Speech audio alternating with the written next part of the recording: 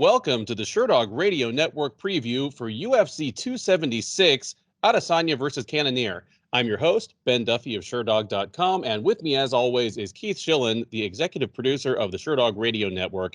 Keith, how are you doing today? I'm doing great, brother. How you doing, man? I'm doing really well. I mean, I feel as though, you and I, obviously, we get together twice a week. We talk for about 3 hours each time. And I feel as though we've been talking about UFC 276 for a month now, like almost like apologizing for or defending the fight night cards that we've been talking about, but saying it's all building up to UFC 276. Yeah. Well, it's here, dude. 13 fights, obviously two massive title fights at the top, featuring at worst two of the best three fighters in the sport right now. Yeah. In Israel Adesanya and Alexander Volkanovski, both against, credible challengers. Obviously Absolutely. They're going to go favored into these fights, but I don't think anybody is just completely dismissing the challenges they have in front of them. And then top to bottom, pretty much everything on this card is relevant in some way or another. Like it answers a big question about a big prospect. It has immediate implications in title pictures. Even kind of the two old man fights they put on this card, like Robbie Lawler and Jim Miller, are in interesting fights that are appropriate for where they are in their careers right now. Yeah. I mean, come on, man. I'm going to put you on the spot. Say something bad about this card. Okay. Criticize something about this card. Criticize something about this card. Okay. The pay-per-view will start at 10 p.m. And it'll end at 1 a.m.-ish. That's too late. Okay, yeah, that's. I cheated. I'll say this. I can't say anything. I mean, I'd have to if you want me to nitpick and say, hey, the opening fight isn't really contenders, or but it's appropriate for its spot. Even there might be some bout orders that I would have mixed around a little bit. Like I think Andre Muniz. All right, here's the negative. I think Andre Muniz is possibly fighting for the title if he wins. Like he could be the next matchup. I think he should be much higher in the card, especially considering you have the title fight on this card. This is your chance to get a little more eyeballs on him. Burying him early in the prelims, okay. I think he could have been. I think it could have been the first fight to start the card. Sure, but that's about it. Like small quibbles with bout order is about it. I'm nitpicking here. Let me say this. So when we think about the two title fights on the top, and no disrespect to Jared Cannonier, but Israel Adesanya, Alex Volkanovski, and Max Holloway. Those are three fighters that I think we'll be telling our children about, it's our grandchildren about. Like they're that special talents. They're that fun.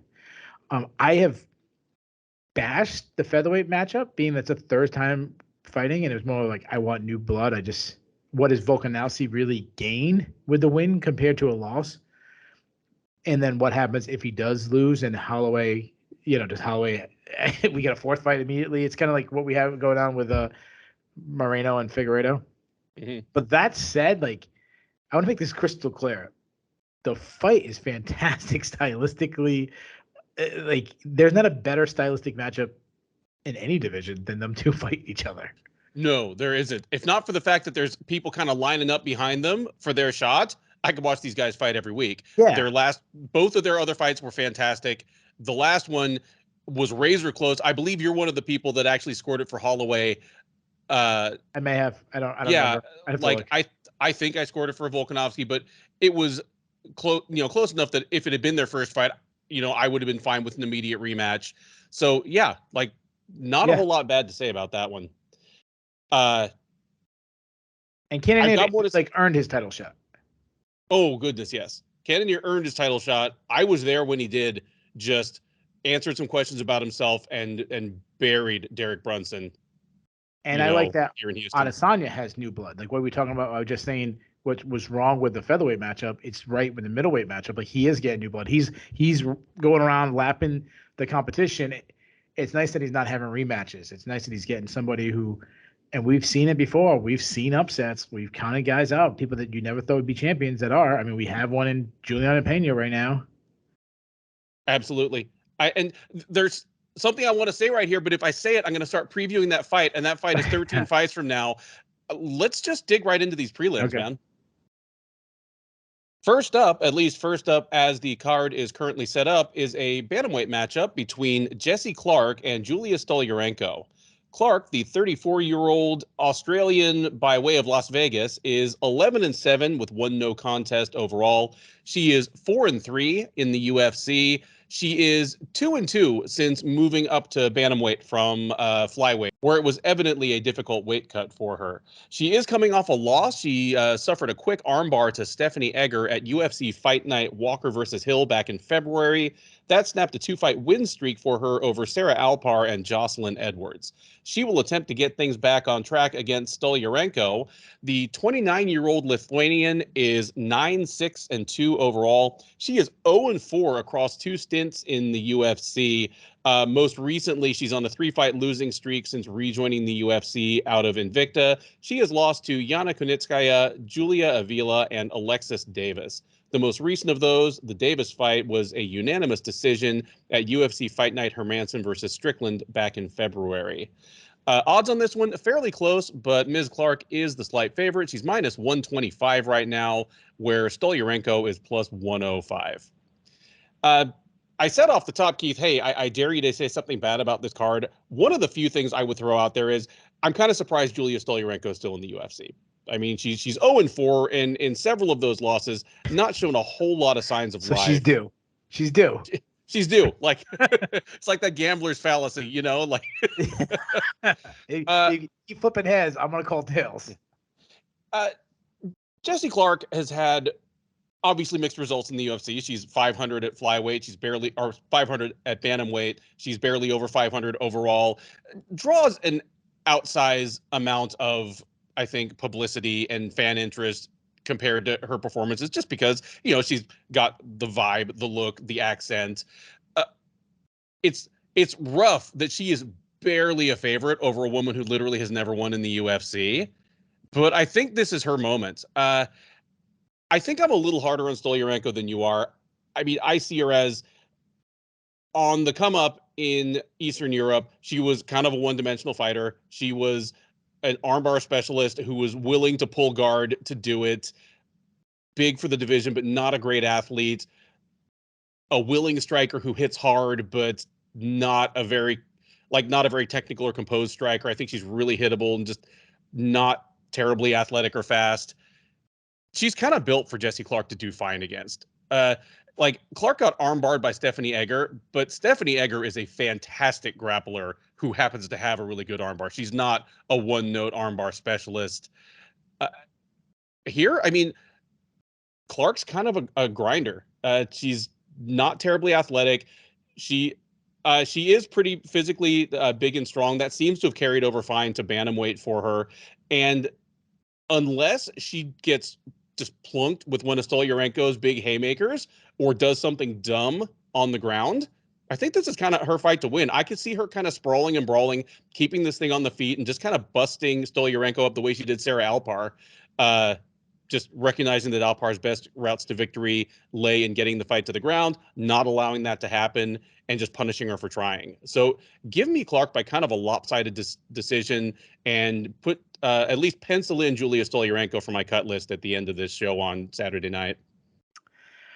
Yeah, so man, like this matchup, you're right. I'm a little higher on Stoliarenko than you are. I mean, but I can see where you're coming from this. So I just kind of get into the analysis. Rose Clark, she's a good fighter, but she has some limitations. One, she's not a great athlete. I would say she's a minus athlete. I wouldn't say she's a poor athlete. I'd say she's a minus athlete. She's undersized for the weight class. There's a reason why she dropped down to flyweight. And she's a good pressure. Like, she gets good pressure. She moves forward. She likes to throw down the pocket. She struggles to get there sometimes because she's a little flat-footed. She's a little plodding. She stays busy on the feet and generates some power by sending on her punches. But again, for being undersized, it's got to be a little limited. She has a slip and rip style, which I like. And then if she's not in that pocket, she wants to be all the way in. Like you mentioned, she's a grinder, getting the clinch, wear down, getting the close quarters, striking, battered knees, knees and elbows inside, shoulder strikes. She does like to wrestle, and she does have some good takedown defense and balance. Like I can't remember which fight it was where she was like bouncing around on one leg for big portions of the fight. But It was the Sarah Alpar fight. Alpar was trying to get her down and just couldn't really take her down. But when she's taken down, she does pretty well to get back to her feet. And if she's on top, she has good ground and pound. But as you mentioned in her last fight, she was submitted by Stephanie Egger quick. And I agree. I think Stephanie Egger is a better grappler than Stoliarenko.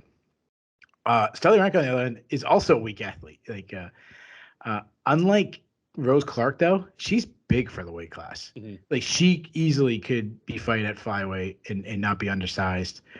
She's also very plotting on the feet. She's kind of unorthodox, very like herky jerky. I think I've compared her to like a Keith Jardine style. She's got good output though. Like, and she has some pretty good sting in her shots. She throws wildly. She definitely doesn't have a lot of good technique. She's very hittable because she'll drop her hands. She's willing to eat a punch, to land a punch. She does throw a lot of kicks, but some of them are naked leg kicks, so she can be open to counters. I like that she understands that her pressure is her weapon, and like forcing her opponent back toward the cage is what she needs to do. So she'll like throw a Superman punch to like separate, to close the distance. She likes to battle in the clinch. A lot of short elbows inside there. She did struggle with the height and clinch game of Yana Kunitskaya, though. She was kind of battered there, but Yana Kunitskaya is way bigger than Jessica Rose Clark. Like, she's probably like 4 inches taller than her or something like that. I'd say she's a good grappler. I think she's a better grappler than you give her credit for. But I think she's too comfortable in the grappling. Like she's too comfortable off her back. She's willing to like pull guard to get it there. So I've seen her Eminari roll to get it there. But as you mentioned, she is like an armbar specialist. Like, she won the streak where she was getting arm bars, and she has good cardio. Like, even when in matches where she's outmatched, she's still fighting hard. So I've never been high on Rose Clark as other people are. I think I was kind of right on that based on her record.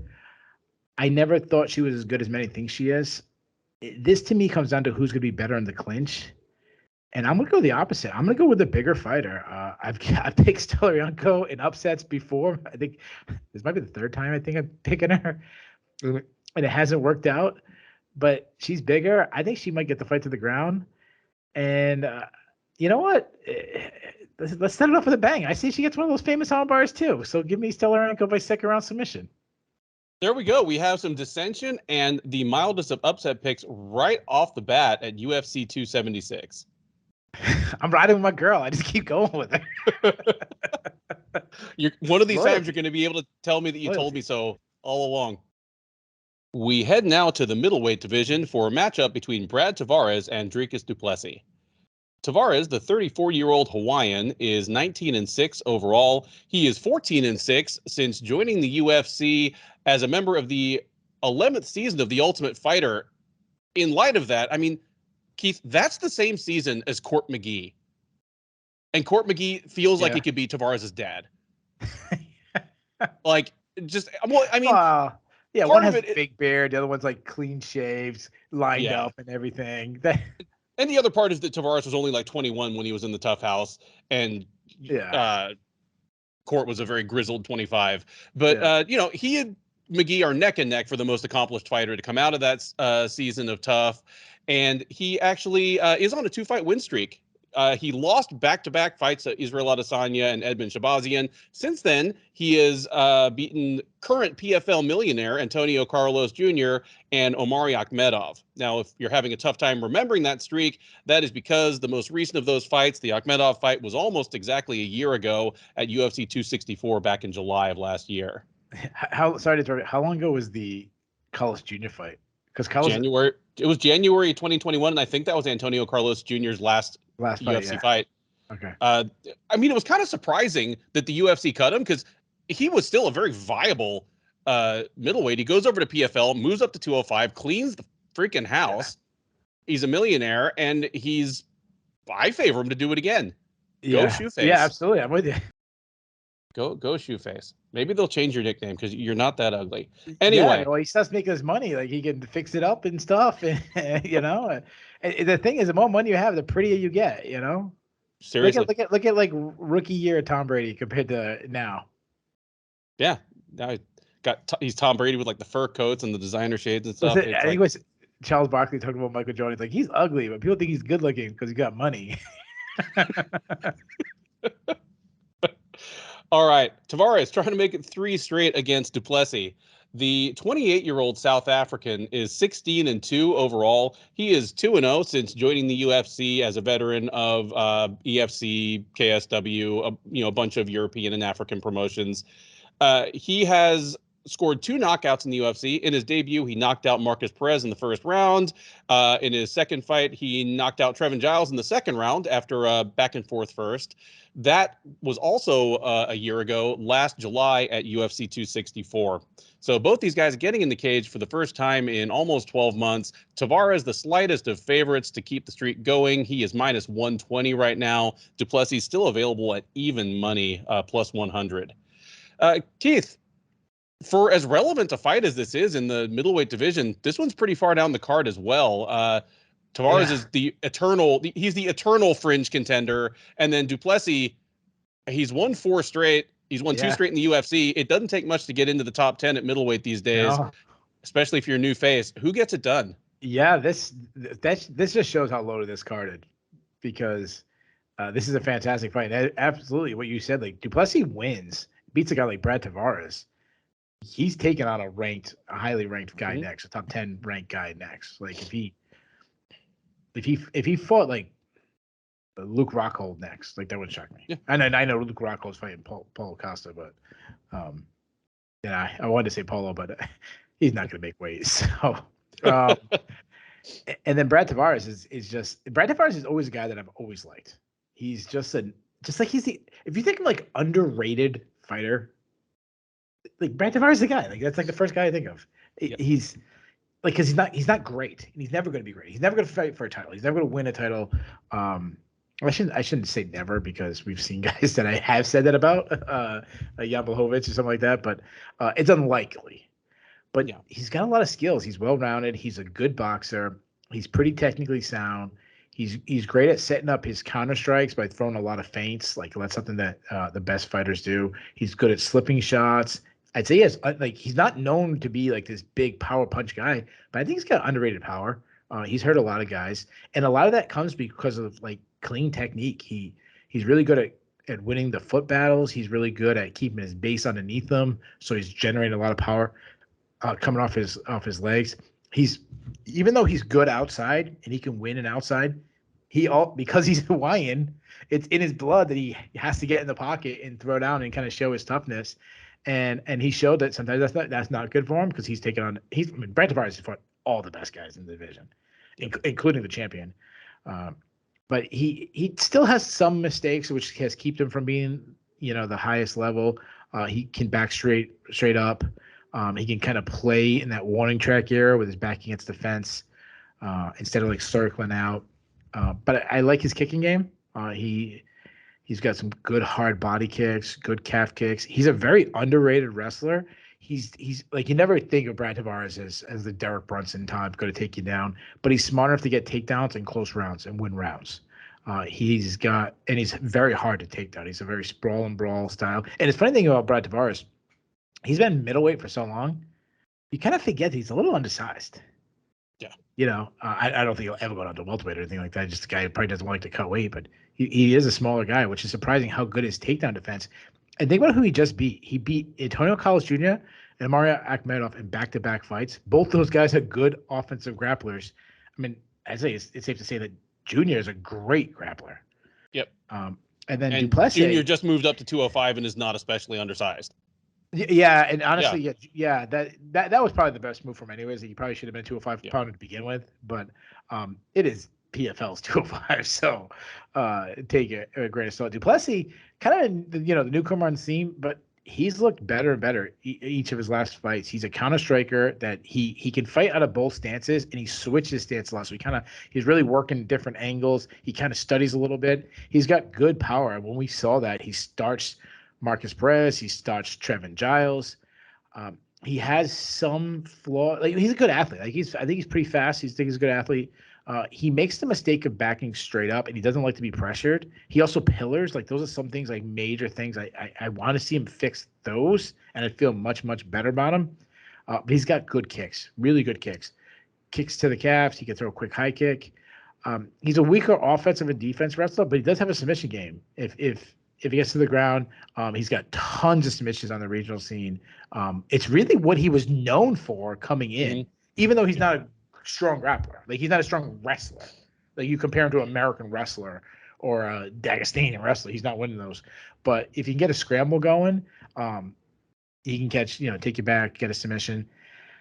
I wasn't as high on Duplessis when he debuted in the UFC like many others, but he's starting to sell himself to me. However, despite having 2 really impressive knockouts, he was getting tagged up in both fights. Now, he's like Trevor Giles, that's a good win.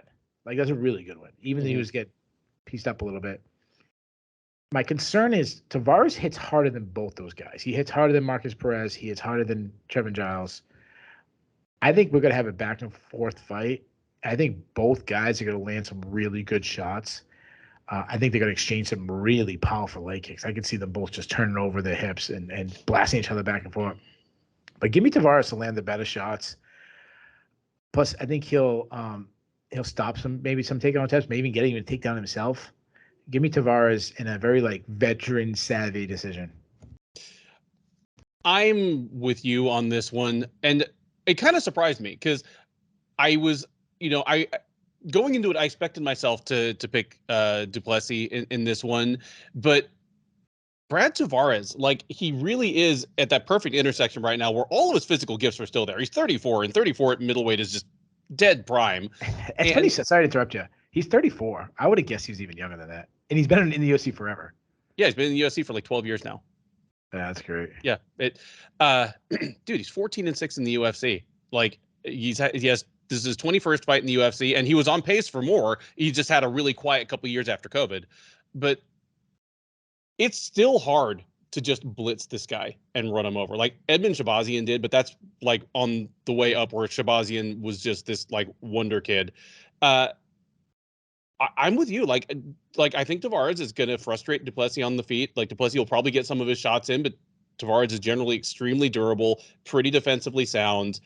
I think this thing stays on the feet if Tavares wants it there, which also eliminates the possibility of Duplessis using his fast guillotine or his pretty good back takes to get Tavares in trouble. We haven't seen Tavares in trouble on the ground in quite a while.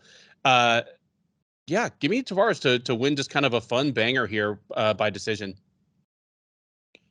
Our next fight on the UFC 276 prelims features Jessica Eye, the veteran in prospect proving duty. It was originally intended to be Casey O'Neill. O'Neill withdrew with an injury. It is now against Maycee Barber. But Eye, the 35-year-old Ohio native, is 15-10 with 1 no contest overall. She is 5-9 with 1 no contest in the UFC. Worth noting that 5-9 doesn't sound great. She is 4-4 since dropping to flyweight, which does sound better. But then on the flip side of that, she's missed weight for a couple of those flyweight fights. So it all balances out in the end. At any rate, she'll be facing Barber.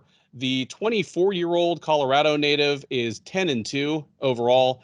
She is 5-2 since joining the UFC out of the second season of Dana White's Contender Series. As I mentioned a moment ago, she steps in for the injured Casey O'Neill. Nonetheless, she is a comfortable favorite here. She's -220. Eye is +185 on the comeback.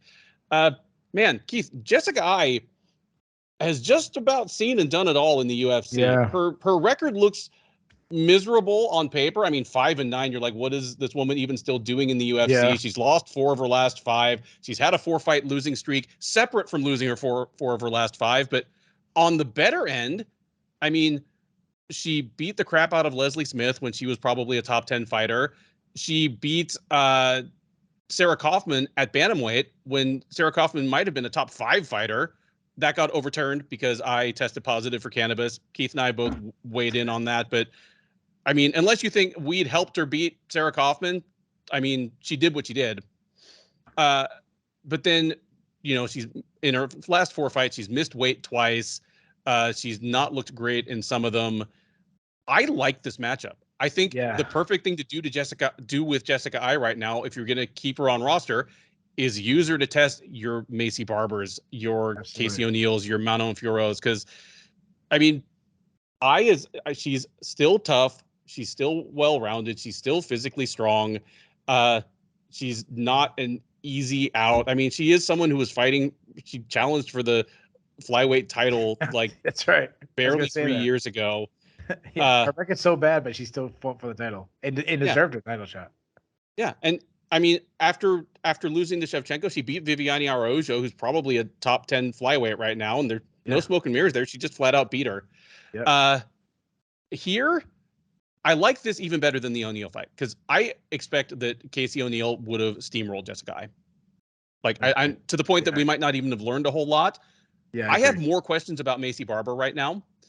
You know, Barber's won back-to-back fights since losing 2 in a row. But the 2 she lost, I mean, there's obviously the Roxanne Modafferi fight, one of the biggest betting upsets in UFC history. There was the mitigating circumstance that she blew out her knee in the first round. You can make the argument that, you know, a more versatile fighter, a better coached fighter might have found a way to win anyway. But whatever you think. Yeah, like a Josh Emmett might have found a way to win that fight anyway. Conor McGregor, I mean, people like to bag McGregor. McGregor beat Max Holloway. Now I understand that's a different Max Holloway, but after he blew out his knee, it turned into a wrestler. Conor McGregor. Just D1 McGregor, like, you know, grounding out Max Holloway. She lost to Alexa Grasso, but I think that's just because Alexa Grasso is a better fighter than Maycee Barber. Yeah, Grasso's good. In coming back and beating Miranda Maverick and Montana De La Rosa, she's shown that, like, she still has some of the gifts that made her. I mean, she was the prize prospect of this division like 4 years ago, like before, you know, our Aaron Blanchfield and Casey O'Neals and Manon Fioros were here.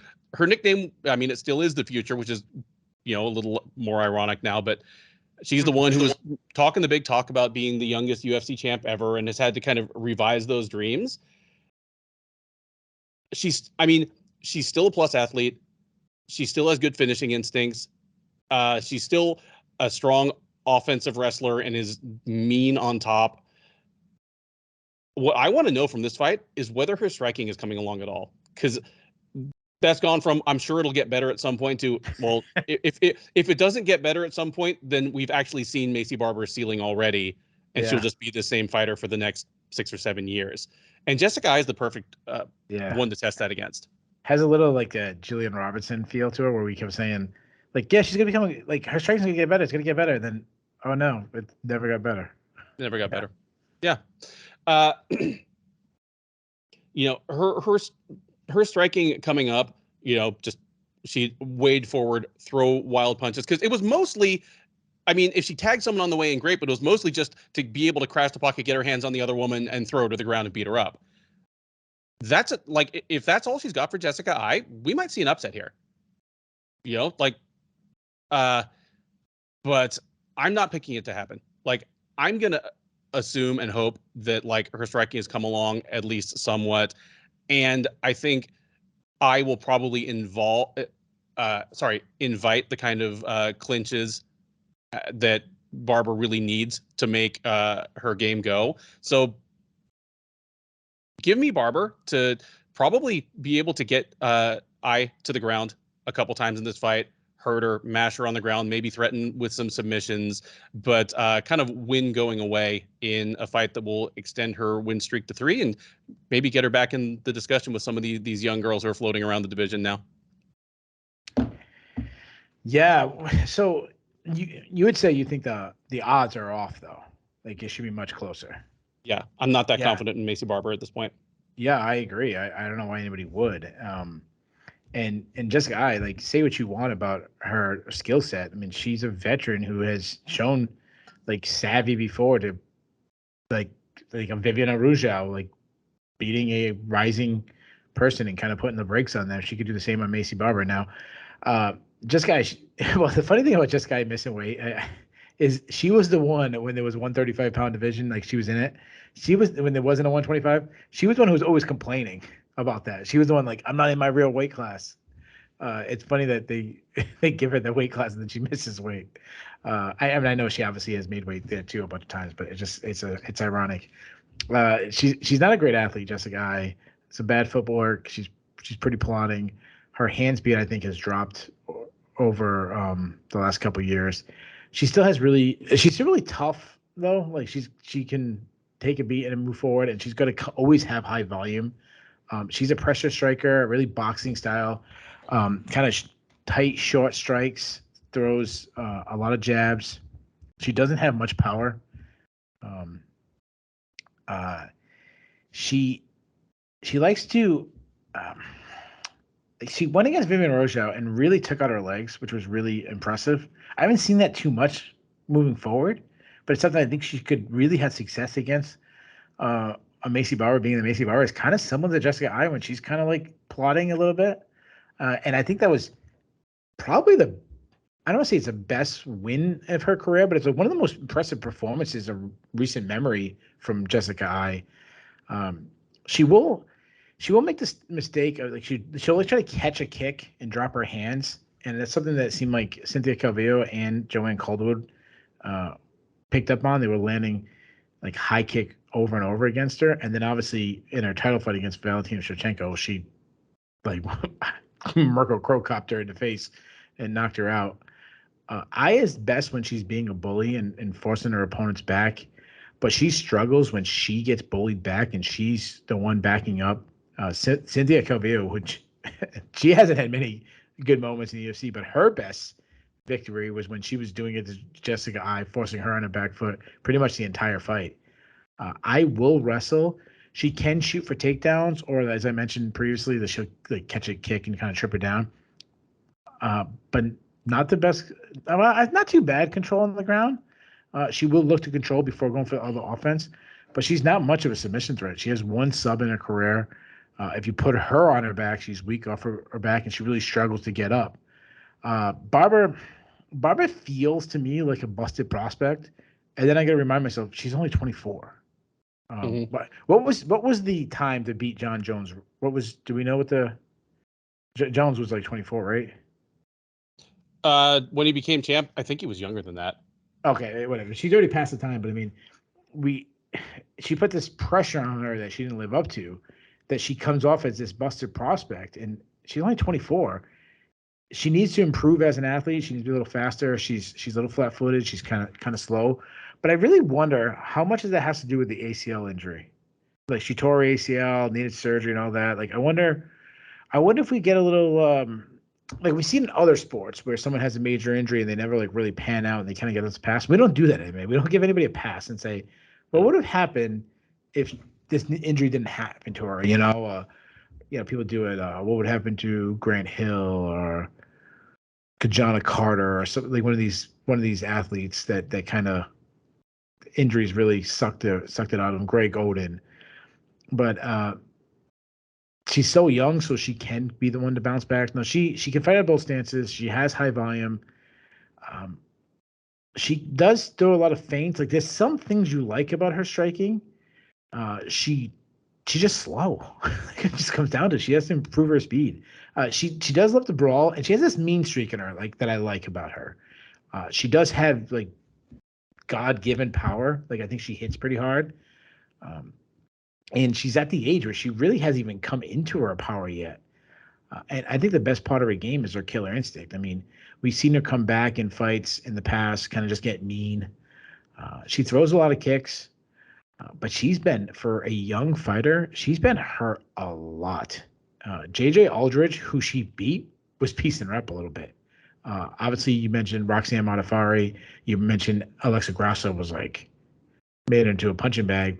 And even Miranda Maverick in their fight had a lot of good moments. And this comes with being slower, and she drops her hands to avoid shots, and she pulls her head straight back. She doesn't have this like really good head movement. She prefers being the bully. She has that like very similar to Jessica, where she wants to be the one pressing forward. And if you force her on her back foot, she kind of slow to react. And that's where I think I always bring this up because I remember when I did film study on Maycee Barber, I was like, wow, I didn't remember JJ Aldridge was having this much success against her. But Barber has a little bit like a thug in her. Like she can get mean. She get this. She's a brute inside. She gets in the clinch and she's very physically strong. She can pin her opponent against the cage. I mean, look against a Miranda Maverick fight. She showed she was stronger than Miranda Maverick, who was like a physical freak. Mm-hmm. And I want to point this out there. I thought Miranda Maverick won that fight. Yeah. But I was impressed with Barber to like win in areas I didn't think she could win against Miranda Maverick, which is good. She's good at going back to Barber. She's good at framing, landing close shots, good dirty boxing, really Randy Couture style dirty boxing. She needs to improve her wrestling, but when she gets on top, she has some fantastic ground and pound. She has that mean streak comes out of her. She has like this like Aspen lad like demon possession that goes on, and I like that. She also has some good cardio. Like she had to dig deep and come from behind victories. I think about the Miranda Maverick fight, the JJ Alger fight. She had to like dig deep, and then her toughness will never be questioned. Like yeah, she lost at Roxanne Modafferi, but she didn't check out. Like she caught a beating, and she had every opportunity to check out. So. Both fighters are. I talked a lot more about Maycee Barber than I thought I would. But both fighters are pretty similar fighting style. So I'm just gonna go with the younger fighter, and I'm gonna go with the fighter that's younger, has the higher upside. If one of the fighters is gonna show improvements from their last fight, it's most likely gonna be Maycee Barber. If one fighter is gonna show big decline, it's most likely Jessica Eye. So like, it's kind of going in both ways, the wrong direction for Jessica Eye. So give me Barber, and I'll take her by decision. Next up at UFC 276 is the second of 4 middleweight matchups on the card. It is Uriah Hall versus Andre Muniz. Hall, the 37-year-old Jamaican-American, is 17-10 overall. He is 10-8 since joining the UFC as the runner-up of the 17th season of The Ultimate Fighter. He did lose his last time out to Sean Strickland in the headliner of UFC on ESPN 28 last July. That snapped a 4-fight win streak for the resurgent Hall, those being wins over Bevon Lewis, Antonio Carlos Jr., Anderson Silva, and Chris Weidman. He will look to get things back on track against Muniz, who, I mean, certainly for me at least, is one of the more pleasant surprises in the recent history of the middleweight division, as he has come pretty much out of nowhere to put together a streak that has him as a low-key contender. He is 22-4 overall. He is a perfect 4-0 since joining the UFC after winning back-to-back fights in Dana White's Contender Series Brazil and then in the mainstream edition of Dana White's Contender Series. Those wins in the UFC: Antonio Arroyo, Bartosz Fabinski, Ronaldo Jacare Souza, and Eric Anders. The most recent of those, the Anders win, was at UFC 269 last December. It was a first-round armbar. Of course, the most famous one would be the armbar of Jacare last May here in Houston, where he snapped the grappling legend's arm late in the first round. On a personal note, it's one of the more disturbing fight moments I've ever witnessed live, because I was in an arena packed with 20,000 people. I was probably 50 feet from the action, and I could hear that snap like someone snapping a pencil next to my ear, just clear as day in this deafening arena. And then, of course, they had to show it on the Jumbotrons like 15 more times, to the point where I'm just like, stop. Anyway. Sorry to interrupt you, but if people haven't, because I know that some people have never been to a live show. It's not like everyone's been to a baseball game or something. Yeah. The things that fight, and obviously that's like one of the most famous injuries ever. But if you've ever been to sat in close to a live show, you get a real respect for the fighters, and especially during the COVID era where we had like empty arenas. Like I was at it was Arlene Blencow fighting Chris Cyborg. Oh, good grief. And Cyborg was like crushing rib shots on Arlene Blencow, and it reminded me of like the Rocky movie where he's punching the big piece of the meat. Yeah, and just hearing this like thudding sound of a stomach, and I'm thinking to myself, why do I like this sport? Like what something wrong with me? Like I've had, like, ever get those moments where you just watching this and you're like, is something wrong with me? I'm like, oh, am I a bad person? Like to like this? Like not only do I like this, like it's like the thing I'm most passionate about in the world, besides my family. And of the two of us, you're the one who's actually done it professionally. What the hell's wrong with you, man? What the hell was I thinking? Luckily, I fought a tomato can. Yeah. I was the same card. I believe it was the same card. I did a couple of the COVID ones. I think it was Steve Mowry. I can't remember who he was fighting, but he's like, not only is he a heavyweight, but he's like one of the biggest heavyweights. Yeah, he's giant. He had like a plum clinch on somebody. I forget who it was. I was hitting him with knees, and that seemed like that pencil sound, but it was the guy's head. It was like, what? Brutal. Yeah. Anyway, sorry, Sandra. Continue. Continue talking about this evil sin of ours. At any rate, Andre Muniz is on an 8-fight win streak. The last 4 of them in the UFC. The last 3 of them finishes. For a guy who's on the prelims, he is sneaky close to the title picture in this division. It would not take much more. And the next step comes here against Hall, who is absolutely a solid fighter at this point in his career and absolutely a name to go alongside names like Jacare. And he is pretty heavily favored to do so. Muniz is minus 240 right now. Hall plus 190. So almost a full 2-1 underdog. Wow.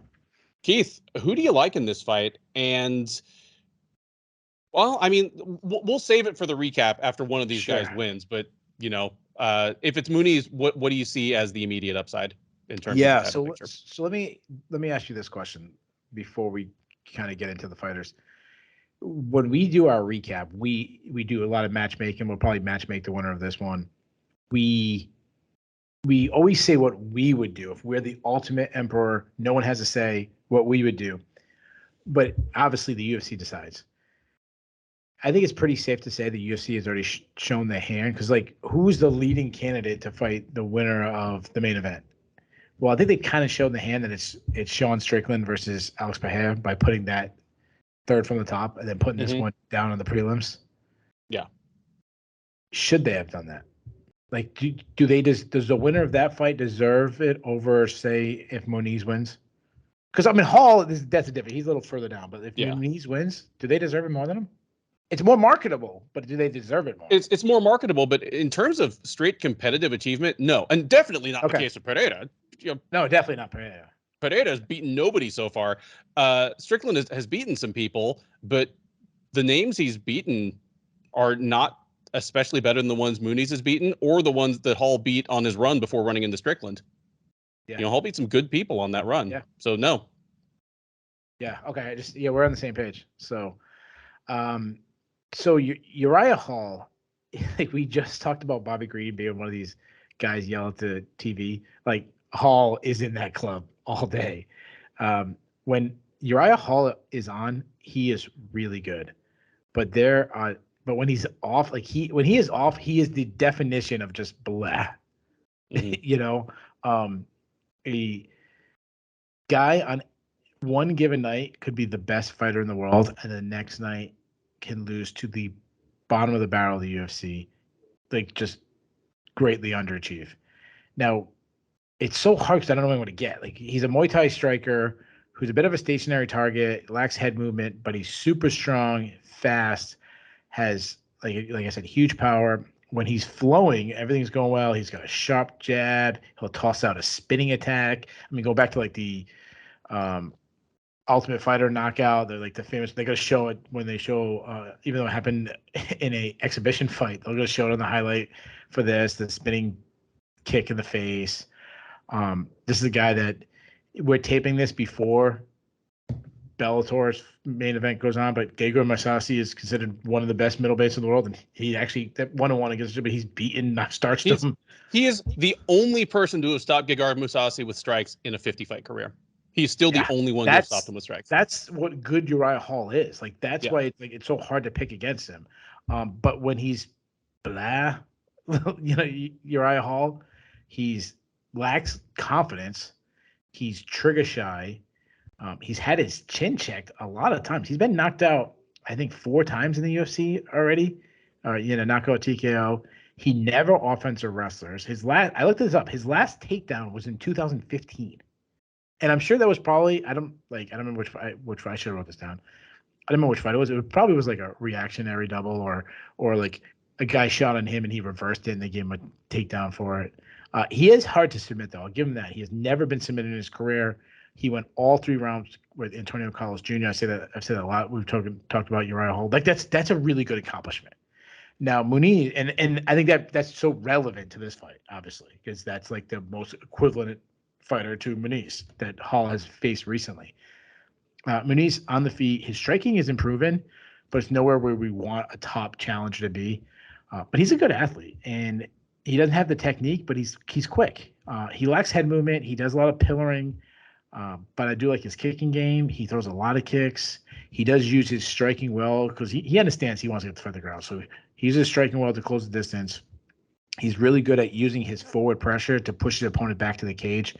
and then shooting and get a submission, similar to like a prime Damon Maia would do, where he's like pressuring with his feet, pressuring back, and then they shoot, and then like they're trying to avoid him shooting on them, so they're backing up and not realizing that's all he wants. So now that they can't sprawl when he gets to the fence, good entries, very physically strong guy. I mean, he's a bigger guy. He just grab a limb, pick you up, slam you. And he is an amazing grappler. Perfect grappler for MMA. Just truly insane. His control is a thing of beauty.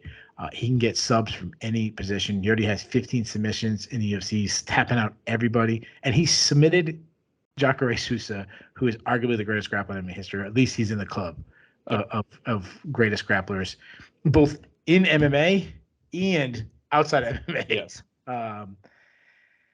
Anything is possible in this fight.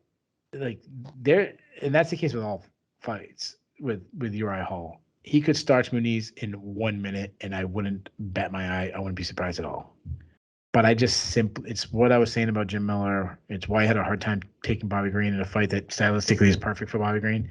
I simply can't trust Hall. I expect Muniz to press Hall back towards the cage, find a way to get the fight to the ground. When he does, I expect him to control him for long periods of time, work his back, might be backpacking him for times. I know Uriah Hall has never been submitted, but if Muniz can sub Jacare, he can sub anybody. It hasn't been done, but Muniz is the first one to do it. Muniz is going to submit Uriah Hall. Give me Muniz by second round submission.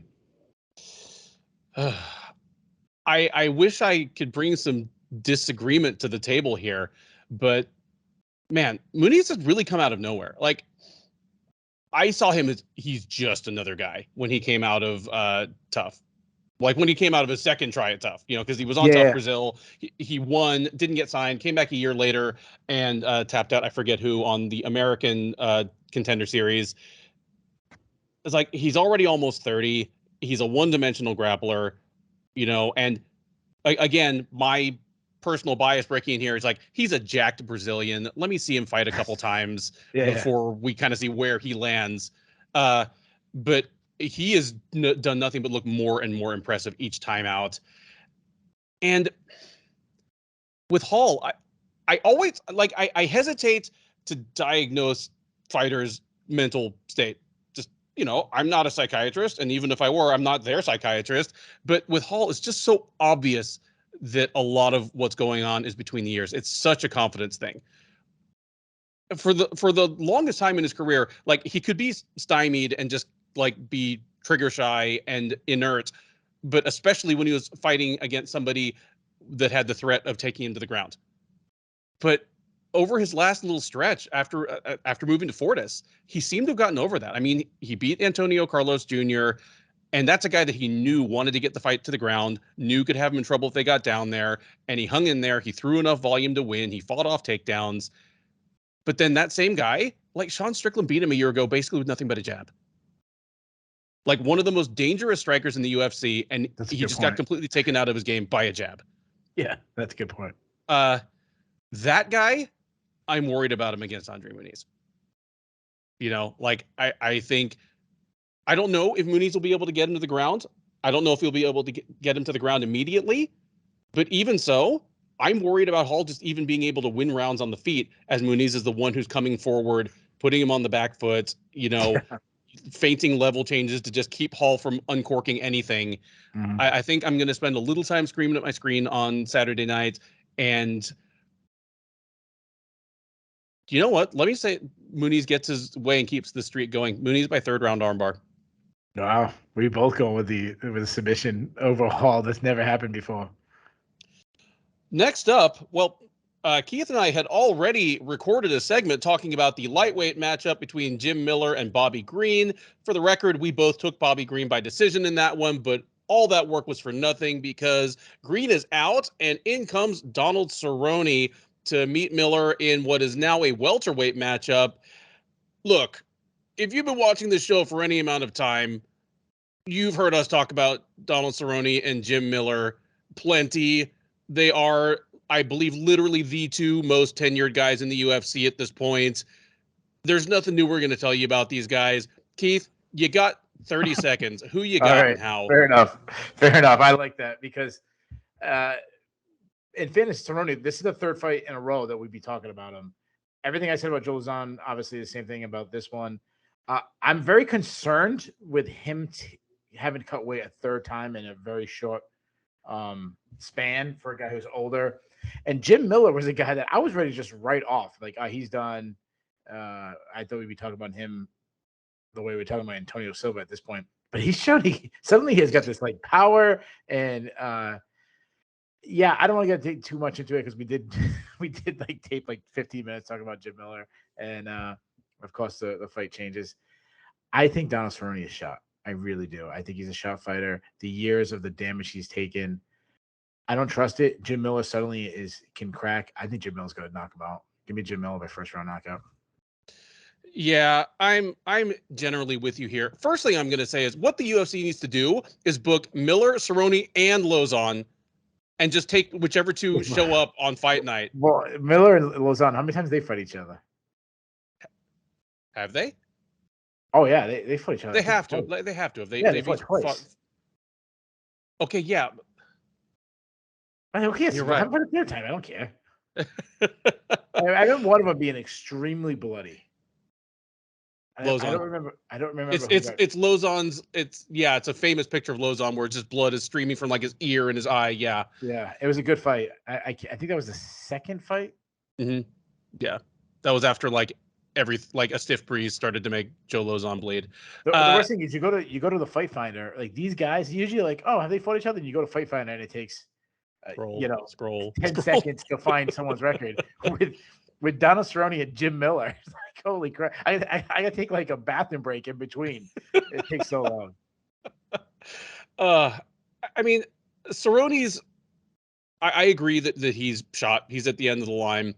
And even in his prime, he could always be caught early.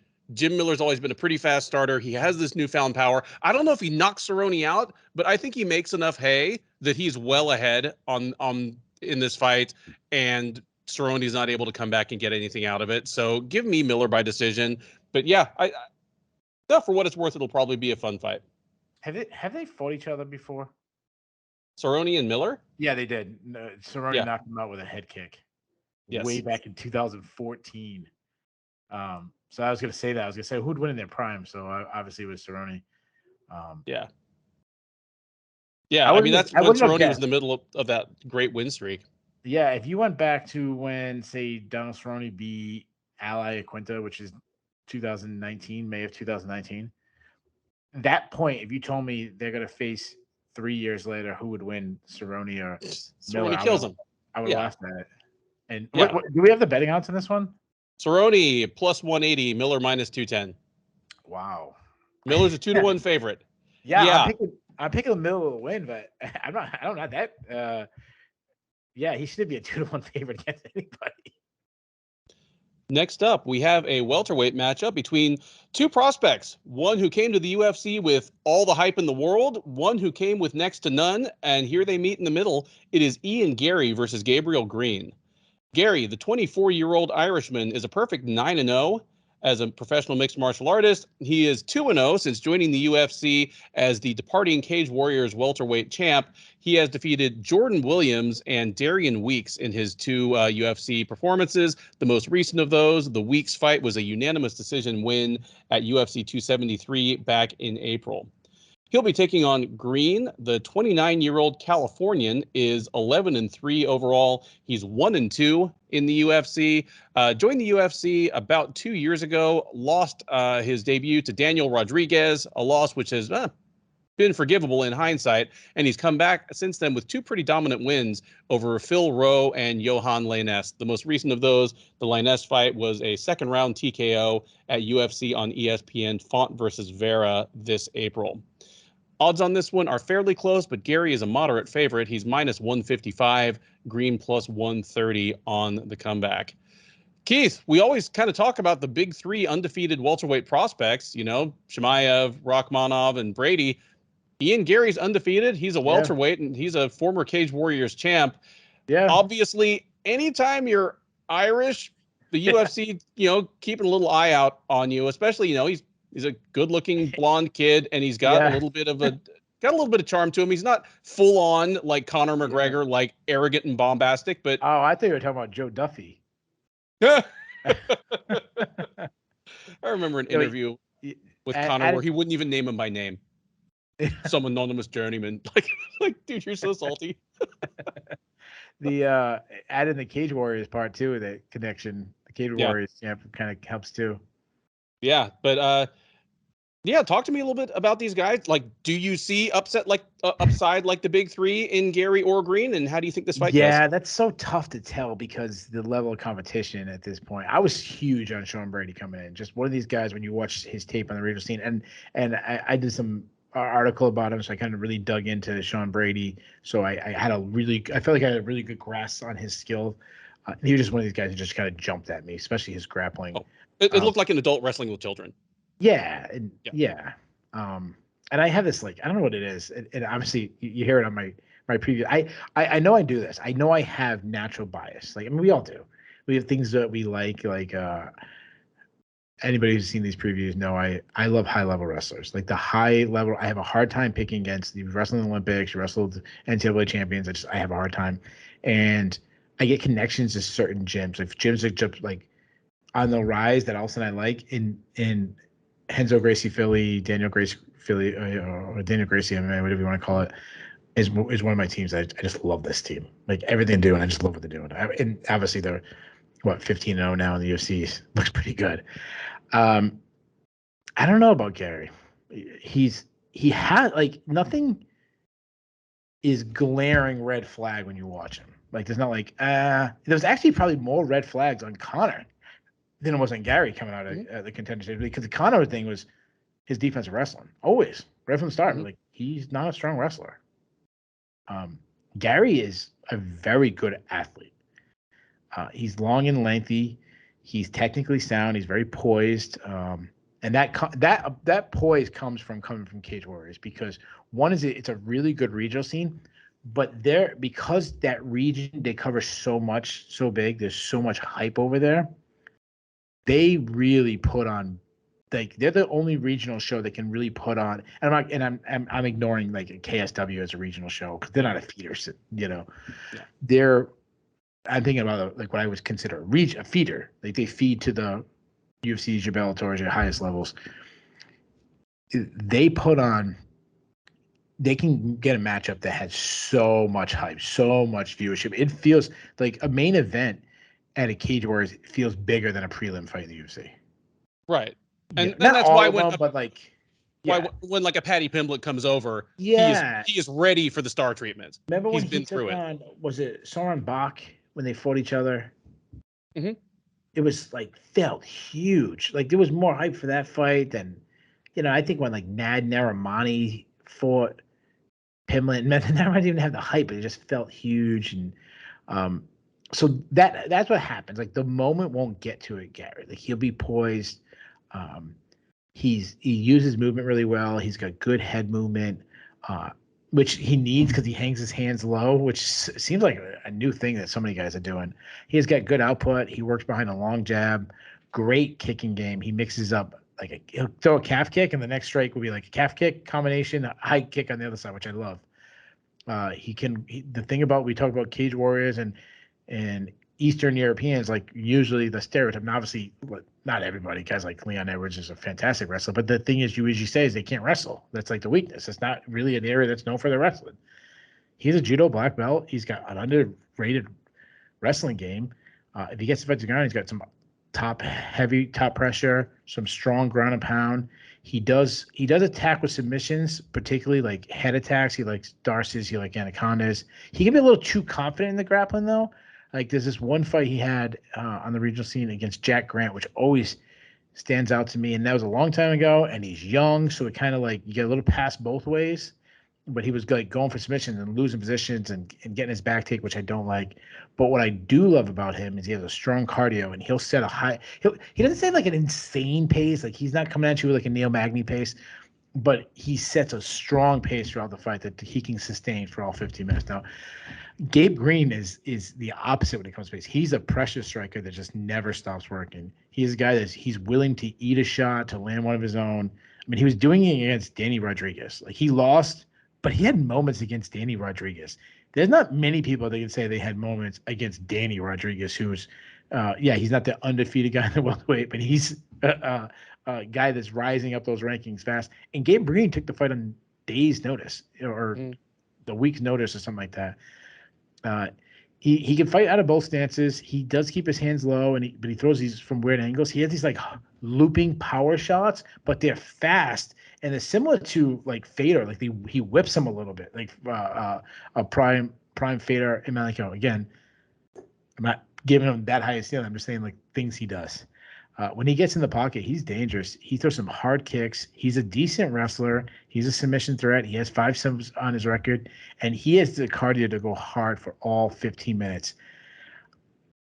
Garry's going to get all the attention as he should. He's the prospect. Like if you told me who's a guy that could win the title one day, then it's Garry. Of these two guys, it's Garry.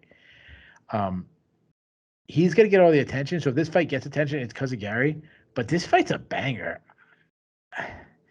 I wasn't as high in Garry as others seem to be. Like there's some guys, some people I respect too. Like I'm not talking shit. There's a lot of people I respect that was like crowning this guy the next big thing. Like besides the personality and the skill, like besides the personality, he has the skill. Like he could go that far. I'm coming around on him. Like I wasn't that high, but I'm coming around on him. But when I first heard this fight, I said, man, this is a tricky fight. And the more I think about it, this feels like a trap fight to me. Green isn't the big name, but the guy is good. I say he works his way into the pocket. He keeps Garry on his heels the entire fight. I think Green lands some big shots. Give me an upset. And you know what? If I'm going to go upset, I might as well go bold. I'm going to say Green finds a stoppage. Give me Green by 3rd round TKO. You stole my thunder. I should have gone first because I thought the same thing. Like Garry looked fantastic coming up through Cage Warriors, and he's looked very, very good in his first 2 UFC fights. But I mean, not to be mean, but in one of the, at worst, the 3rd toughest division in the UFC, Jordan Williams and Darian Weeks is about as easy a pair of fights as you're ever going to draw. Like those guys collectively or something like lost their last 6 fights in the UFC. You know? Weeks had moments against him. Mm-hmm. Like, I agree that Garry has the higher ceiling going forward, but this, I agree that this is tailor-made to be a trap fight for him. Green is going to test his poise, is going to test his ability to endure a pace, into the 3rd round of a fight. Green hits really hard. I'm with you. I just got this sneaking feeling that the announcer booth is going to treat this as like a coronation moment for Ian Garry, as again, they are going to anytime an Irish prospect comes up. But give me Gabriel Green to win 2 rounds out of 3 here, but maybe for Garry to salvage some pluses out of the loss. Like if he is still like just game and in this thing to win it at the end, if he doesn't just look confused and stymied and unable to make adjustments between rounds, that'll be a good sign for him as he tries to get things back on track afterwards. But yeah, give me Gabriel Green to kind of put the first little dent in the shiny new car that is Ian Garry. Let me ask you this. So neither one of us, this isn't a gambling show. You mentioned the odds, but just to kind of say who's a favorite and the underdog, but we don't say, hey, take the dog here. Hey, I like this guy and under 1.5. Like we don't do that stuff. But being all the stuff, the pageantry that goes along with UFC fight week, I wouldn't be surprised if he gets a little showing on the embedded. Like, does the line open even bigger for Garry? Do you think or do you think it can go the other way? No, or do you think the line goes wider. Like it gets like Garry becomes a bigger favorite as he goes along. Yeah, I think what's going to happen, and again, we're not a gambling show. I could be talking on my ass. I don't gamble. I just don't do it. Hold on. I'll throw some thing on there when we're sponsored, of course. But yeah, I just think it's gonna be those ones where like the casuals are throwing on him, and then the sharps are going the other direction. Guys like Jay Petrie, I could see Jay picking this. I don't know if he's got it, but like Jay could do it on his picks. Guy that we had on the show, Garrett Kerman, I could see him going the opposite direction. Like those guys, Yanni the Greek, whatever he says, he's right. The real question will be what Sean Sheehan does, because he does a betting show for Sherdog, but he is the most Irish man on the planet. So like, is he going to say, hey, Gabe Green is maybe the best value on this card? Because if I had to pick, Green is probably the second best value on this card. There's one line on this card that I think is more out of line that I'll mention when we get to it. But yeah, there you go. Some unsolicited, unqualified betting advice from Shillan and Duffy. We head now to the welterweight division for a matchup between Robbie Lawler and Bryan Barberena. Lawler, the 40-year-old San Diego-born, by way of Iowa, by way of Florida, living, walking legend, is 29-15 with 1 no contest overall. He's had 2 stints in the UFC. He went 4-3 in his first run as the future of the division from 2002 to 2004, went and wandered in the wilderness for almost a decade, came back to the UFC in 2013. He has gone 10-6 since then, a run that has seen him scale the mountain. He won the UFC welterweight title. Since then, he's been on a bit of a slide, of course. He went on a 4-fight losing streak from 2017 to 2020, came back last September at UFC 266, and beat Nick Diaz into a no-moss TKO in the 3rd round. Right, so stop. It's the bend. Stop. The Diaz brothers never lose. That's not true. They never lose. They just run out of time. That's right. Even though he quit. Yeah. Well, that's the funny thing, because the Diaz thing used to always be, if there's no time limit, we'd be completely undefeated. We'll out cardio you, and then he basically beat Nick Diaz into quitting. Well, the reason why he quit is because they knew there wouldn't be time to keep going. So why bother? I could beat you, but I'm illegally parked. I got to get and move my car right. Lawler is going to try to make it 2 straight against Barberena. The 33-year-old Minnesota native by way of Arizona is 17-8 overall. He's 8-6 in the UFC. He's actually on a 2-fight win streak. He has beaten Darian Weeks and Matt Brown. The most recent of those, the Brown fight, was a split decision win at UFC on ESPN, Blades versus Dawkins, back in March. Lawler, even at this point in his career, the slightest of favorites. He's -125 around there on most of your books. Barberena available at even money or even +105. Keith, if you were going to book a fight for Robbie Lawler in the middle of 2022, and I'm not saying you should, and I'm not saying I'm glad the UFC has, but I think I love this matchup. Like, this is probably the best, biggest name, and most accomplished fighter that Robbie Lawler is this favorable a style matchup with at this point in his career, because Barberena at his absolute best was a poor man's version of Lawler's worst tendencies. Barberena, kind of a heedless brawler, and that carried him for a while, and he got some good wins, and he's always fun to watch. But at this point, and you said this before I did, it took me a couple more fights to come around to it. He's a shot fighter. Yeah. And it's funny that I've only come around to accept that fact while he's been winning fights. Like, he's won 2 fights in a row since you called him a shot fighter, and I find myself agreeing with you now. What do I know? If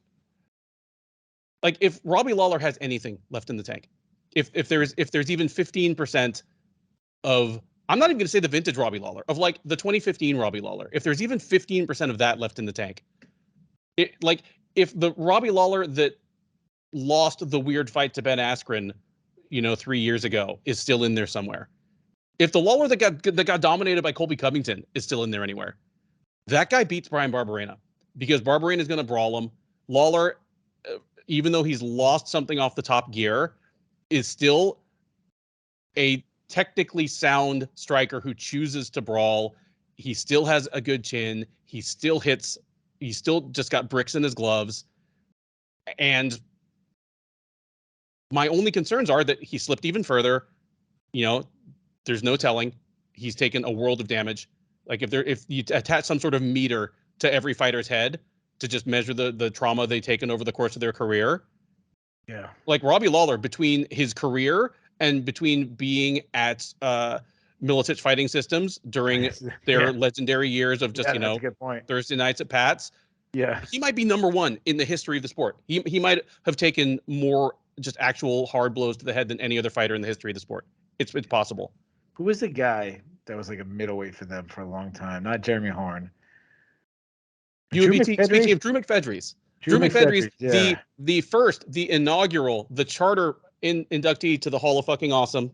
Drew McFedries. And Robbie Lawler said, Drew McFedries is the hardest hitter I've ever been around. Yeah. It's so funny. I could just imagine those guys just taking years off each other's lives. Just no headgear. No headgear. Like, yeah, they were wearing 16-ounce gloves. 8-ounce gloves, yeah. boxing gloves. Not even like the big 16 ounces, 8-ounce gloves, 10-ounce gloves. But on those legendary Thursday nights, dude, everyone would mix it up, dude. Like, they'd have to deal with like Jens Pulver and Tim Sylvia on the same night. Yeah. And yeah, Lawler is a much more skilled fighter than Tim Sylvia. But dude, like, welterweights are not supposed to take shots from a 300-pound man. Yeah, the heavyweight champion. Yeah. Yeah, like, just anyway. All that to say, there's every chance that he has slipped from the guy that we saw fight Nick Diaz. And especially because he and Diaz fought at 185. This is him cutting back to 170, for the first time in almost 2 full years.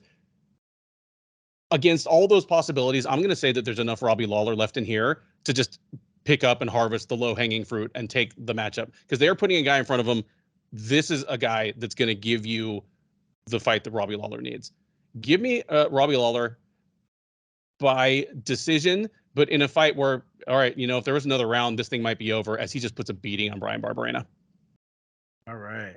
So Robbie Lawler's turnaround, and what I mean by turnaround, like when he came brought back to the UFC, getting brought into the name for Josh Koscheck to kind of rebound again, something like this. Everyone giving up on this guy, and then this guy going on the run and win the UFC title. It is one of the, like, if I think about feel good memories in UFC history, it is in 4 or 5 ones that'll come to mind. Like, if just talking about the UFC, like Randy Couture beating Tim Sylvia.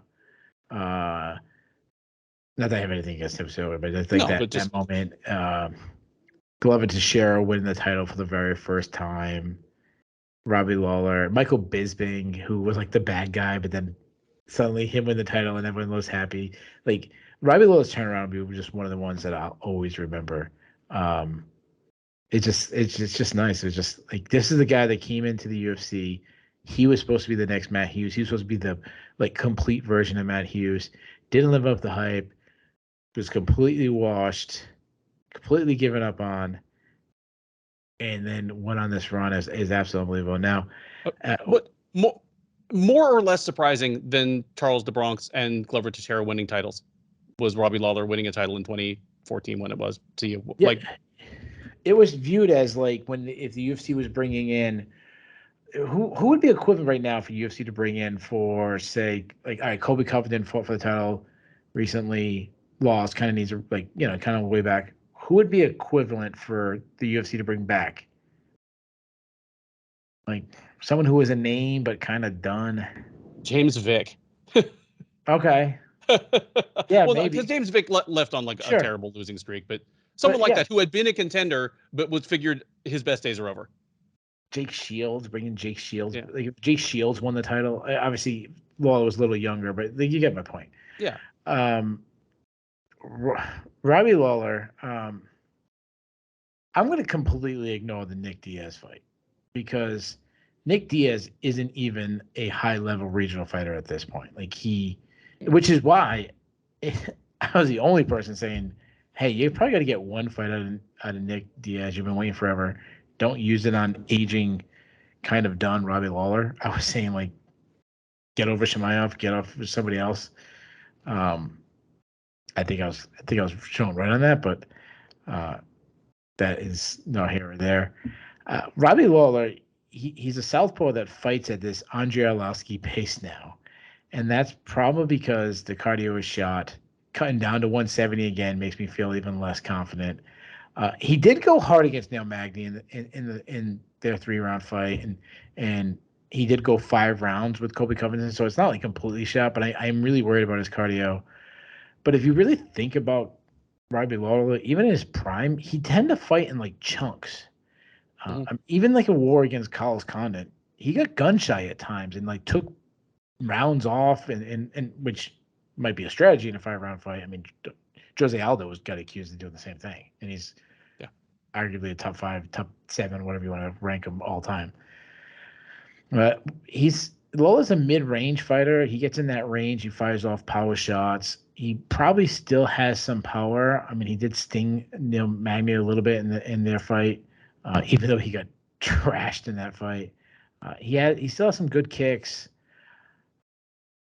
but even his kicks, like, he likes to conserve his energy. He's not throwing them enough. He doesn't look to wrestle, but he can. He can be a wrestler, but he never does. He's never been a submission threat ever in his career.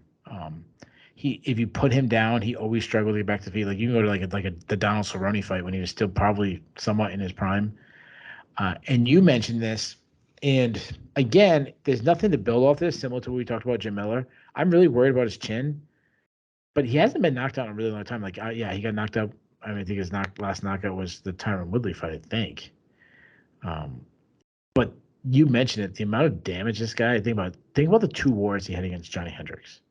Yep. 5 rounds. Think about the war he had against Carlos Condit. Think about the 2 wars. Rory McDonald, two with Rory McDonald, where they both looked like they've been hit by trucks. Yeah, the Neil Magny beatdown, the Tyron Woodley knockout, and then the Colby Covington trashing, and then you talk about like the way back in the day, as you mentioned, Nick Diaz knocking him out. And he spent those wilderness years at middleweight fighting like Melvin Manouf and Lorenz Larkin and Babalu Sabral. Yeah, Babalu, yeah. It just countless fights. He's been fighting forever. You just wonder, like, was that the straw that breaks the camel's back? Like, when is that going to be? What punch? Now, Barberena is also southpaw, so that's going to be interesting. 2 southpaws going at it. He, as you mentioned, he has shown signs of decline recently. He has slowed. He's been rocked a little bit, but he's still a tough son of a bitch, this guy. He fights like he's Bryan Barberena. He's got that little Darren Elkins in him. Not the completely different style fighters, but I mean that dog. He fights at a high pace. He's a pressure counter striker with slip and rip style, plus power. He targets the body. I like that. I like that when he get in the pocket, he shortens up his strikes. He looks for stepping knees. He looks for elbows, and he has the cardio to sustain it for the whole fight. He will occasionally look for a takedown and have some good ground and pound and a little bit of submission game. He kind of like head attacks, guillotines, darshes, but he's a terrible defensive wrestler. Like maybe the worst defensive wrestler in the UFC. Like, I looked up his last 4 fights because I knew it was really bad, and it was even worse than I thought. You might know this, but in his last 4 fights, how many times do you think Bryan Barberena has been taken down? I don't know. I can't wait to hear this. Take a guess. 7. Higher. 10. Higher. 12. Higher. 15. Higher. He's been taken down more than 15 times in his last how many fights? 22 times. 22 times. And he won 3 of those. I gotta double check this. Maybe I wrote these notes down. I remember that Matt Brown took him down, and I'm like, dude. I bet this is gonna be really bad if I fucked up my own stat. I'm gonna say it was right. Anyways, it's extremely high. So, and then I'm worried about his chin too. Like, even in fights he's won, he's been buckled a little bit. So as far as prediction goes, as far as gambling and everything, what was the line? Lawler's minus 125 right now. He's just barely the favorite. Barberena even money. Which I think that's about right. Like, I try, like we've talked about this before, I try not to look at the line. I don't really want to. I really don't want to know. I expected that the line was going to have Lawler like 2-1 or something like this, and I was going to say take Barberena. Both guys seem to be at the end of the career. If I knew Robbie Lawler would wrestle, I would pick him. I mean, he could easily just take Barberena down and win. And I can't imagine when you're like talking to your coaches, like someone's got to say, all right, so here, ready? Here's the takedown. So let's see if my math was right. I think, his last 4 fights, it started with Anthony Ivy. Anthony Ivy took him down 5 times. Next fight, Jason Witt. Jason Witt took him down 8 times. Next fight, Darian Weeks took him down 4 times. His last fight, Matt Brown, who's never known for his wrestling, took him down 5 times. Dude, Anthony Ivy and Darian Weeks are both winless in the UFC. I like Anthony Ivy. He's a local guy, but dude, that's bad. Wow. Yeah, he still won 3 of his last 5 fights. I can't imagine you standing there and not say, Robbie, just wrestle this guy and you win easily. But I doubt that Lawler does that. I think he stands and he brawls it out with Bryan Barberena. Barberena is the guy that'll give him that fight.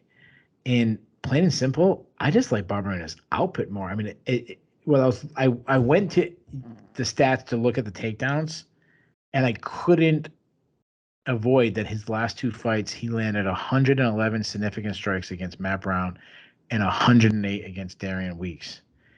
And he's going to have the more volume in this fight. It's just going to happen. Like, I just know it. I think this fight could look a lot like a fight we just had recently, the Maria Oliveira versus Gloria DePaula fight, where DePaula is the better fighter. She's got the better technique. She had the better power. Everything was better, but it doesn't look good to the judges when someone outstrikes you 2-1. And I think that's going to be the case. It might be 2.5 to 1. It could be 3 to 1. Yeah, Lawler could plunk him, as you said. And you were saying that like a brutal beatdown, but yeah, Lawler could plunk him. As he gets older, I wonder if the power's there or anything. I'm going with the upset. I'm going to say Barberena just outpoints him and wins a absolute war split decision win for Bryan Barberena. You know what? I think you're probably right, because the more I think back on what I've said here, it sounds exactly what I said in the Brown versus Barberena fight. I think you're probably right. So if you're watching this right now, don't listen to what I said. It was a great fight. Yeah, it was a great fight, but I picked it so dead wrong. Always in a great fight. Yeah, they're always great. The only one that wasn't great was Jason Witt, because Jason Witt goes, I was a college wrestler. Let me just wrestle the entire fight. Yep. Next up in the lightweight division, it is an intriguing prospect/rising contender matchup between Brad Riddell and Jalin Turner. Riddell, the 30-year-old New Zealander, is 10-2 overall. He is 4-1 in the UFC. Started off his UFC run with 4 straight wins over Jamie Malarkey, Magomed Mustafayev, Alex Da Silva Coelho, and Drew Dober before running into Rafael Fiziev, or specifically running into his heel with the side of his head and getting knocked out in the 3rd round back at UFC on ESPN Font versus Aldo last December. He will try to get things back on track against Turner. The 27-year-old American is 12-5 overall. He is 5-2 since joining the UFC out of the 2nd season of Dana White's Contender Series. However, that does include a matchup at welterweight with Vicente Luque, of all people, which is a pretty rough ask for your debut. Since going to his preferred weight class, 155, he is 5-1. He's on a 4-fight win streak, all 4 of them by finish. So a high-stakes matchup between these two. And odds are very close. Turner, the slight favorite, -125. Riddell +105 on the comeback. Keith, it's a contrasting matchup. It is a short, stocky tank of a lightweight versus one of the hugest lightweights in the division. I mean, we're talking about a guy who towered over Uros Medic. It's Riddell, fantastic striker, though well-rounded, against Turner, the guy with the surprisingly deadly ground game. How do you see this fight playing out, and who wins? Yeah, this is a fantastic matchup. It's one of those ones. It's like, man, Brad Riddell, you just had to take on Rafael Fiziev, and you get knocked out, and all right, we'll make it up to you. Okay, here's Jalin Turner. Jeez. So obviously this is a city kickboxing guy. It's his, starting off the night for 3 guys fighting out of that team. I'm a fan of Riddell. I kind of always had been. He's good everywhere. He's a great athlete. I really think you talk about his ground game. I think he's one of the best strikers in the division, even though he did get knocked out by probably the best striker in the division. he's the pocket boxer who really counter strikes by just being like really strong, holding his ground, refusing to give any ground. He has a high guard boxing style, great jab. He attacks with combos. His right hand is his best strike. Though he has a lot of weapons, like I like when he gets inside and he starts looking for elbows. He has some nasty calf kicks. And then you mentioned, and I mentioned for the top being that he's well-rounded. He's a good grappler.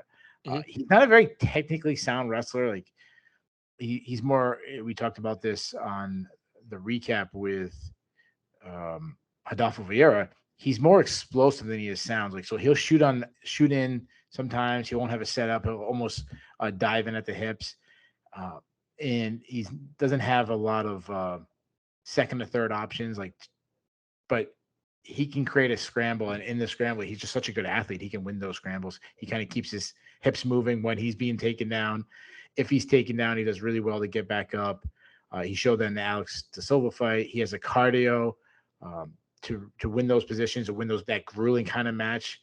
Some good ground and pound. He has a cardio to go deep in the fight, and he has the output and pace to go the entire fight. So I like that. Now, Jalin Turner, you mentioned, like extremely long and lengthy. The guy's 6'3" with a 75-inch or 77-inch reach or something like that. Like the guy's massive. He's a great striker who is so sharp. He does well to stay on the outside and just work those long strikes. What I like about him is he just touches, and it's actually a theme of this guy. There's a lot of guys who fight this way, and that's why they're higher up in the card.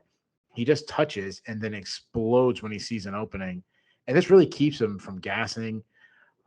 He's got good pop on his shots when he does, start throwing his power shots. He has some really big power. He has that tall man's strength, which I truly believe in. He has hard kicks to the body from the outside. He can check the chin with such ease. I mean, it happens when you're a foot taller than everybody. I love that he throws the front kick to kind of keep damage his opponent, but also to keep his range. I've seen him get thrown down in the pocket, which I don't think is wise for someone his length, but he doesn't mind being in close because he's an underrated offensive wrestler. He's got 3 takedowns. I mean, he's got takedowns in 3 straight fights. He's got a really underrated submission game. He got a submission against Brock Weaver. He got a submission against Uros Metis. That was back-to-back fights. The one concern, and I think he's actually starting to show that he might be improving this, is the defensive wrestling, because he has struggled to get back up. I go back to like the Matt Favola fight where Matt Favola like wrestled to a win, but he's got these such long limbs that he can toss up triangles and Kimuras and be a threat there. And then obviously, if you stand over him, the up kick, he's got such an advantage there. This might be the hardest fight in the entire card to pick, including the co-main event. Like this is that hard. I flip-flopped on this fight a bunch of times. I'm really worried about the reach. Riddell's given up 8. He's 8 inches shorter than him. He's given up 6 inches in reach. And I was going to take Turner for that reason alone, but I am switching because Riddell has gotten takedowns in every single fight he's been in the UFC against some pretty good wrestlers too. I think it'd be really foolish for him to turn this into to not turn this into a grappling match.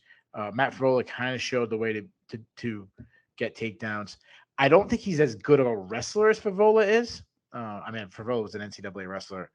Riddell obviously is not, but he's a good enough striker to set up the entries, if that makes sense, where he doesn't have to be this really good high-level credentials. Plus, when you just got knocked out and you see a guy like Jalin Turner, a foot taller than you, standing across the cage, I can't imagine, and Brad Riddell is a great striker, but I can't imagine you not going with the easier avenue. I don't know if he can get the fight to the ground, but that's an area that I think he will win. I think both guys are going to have moments. I actually think Turner might hurt Riddell, might drop him at times, but I think Riddell's going to win due to his takedowns. So I would guess I'd take the slight upset and give me Riddell by decision. Yeah, super tough fight to pick. The thing that I really see coming into this fight is how much Jalin Turner has improved since he's been in the UFC. Like, if you handed me this fight, like right after the Favola fight, after he just got controlled badly, got taken down in all 3 rounds and held down for large portions of the fight by Favola, obviously a good wrestler, but just not the talent of Jalin Turner, not physically, not in terms of overall skill set. I would have picked Riddell in a heartbeat. But Turner has really improved since then. Like, you mentioned that he got submissions in back-to-back fights, and these weren't things he just fell into. Like, the speed with which he kind of ran over Uros Medic on the ground, just advanced from position to position, took the back in a flash, and slapped on the choke. Like, that's the result of, like, serious training to shore up his deficiencies and add new weapons. And even in the Frivola fight, there were glimmers of hope. Like, one of the things you hate most is fighters defending a takedown with a guillotine. And I hate it as well, because it usually ends up with just them conceding the takedown, ending up on their back, and sometimes even the fighter on top moves to side control, and all of a sudden you're in trouble. But, you know, Turner in the second round of that fight, after being held down for basically the whole first round, he defends a submission defends a takedown with a guillotine, and instead of just going straight to his back and just conceding the takedown, he used it to keep things moving and create a scramble and end up on top. That kind of creativity on the ground and the kind of matchup problems that his long limbs create, those give me hope for him against Riddell. I do like Turner in this fight. If Riddell really commits to using his takedowns, or at least using the threat of the takedown to open things up, you know, maybe make it easier for him to get inside on the massive reach advantage of Turner, that would be to his advantage. But I'm picking Turner to fight to his best advantage here, probably sting Riddell from the outside. If things do go to the ground, I like Turner, again, to use his size, to use kind of his newfound comfort on the ground to end up in good positions. I'm even going to say he gets the finish here, and it's two rough losses in a row for Riddell, who really still does have enormous upside. But give me Turner here by third round submission. I think it'd be a good thing for the UFC if Turner wins, because we know how good Brad Riddell is. He's shown that he's, you know, borderline top 15-ish guy. Turner is on that step down. He hasn't faced anybody at that level. If he can beat Riddell, he's in that top 15, and he has the tools. Like, he has the physical just stature, the build that nobody else in the division has. So that right there makes him an instant contender. You bring up a good point, because to this point, Riddell has faced much, much better opposition. I mean, Drew Dober was an outstanding win. And even the Rafael Fiziev fight, it was a hell of a fight until he got caught and iced. It was probably still anybody's fight at the time Fiziev ended it. So, yeah, I'm with you. This will be a huge step up for Turner. He has a lot to prove. I'm just saying he probably does get it done. The UFC 276 main card heads down to the bantamweight division for a matchup between Pedro Munhoz and Sean O'Malley. Munhoz, the 35-year-old Brazilian, is 19-7 with one no contest overall. He's 9-7 with one no contest in the UFC.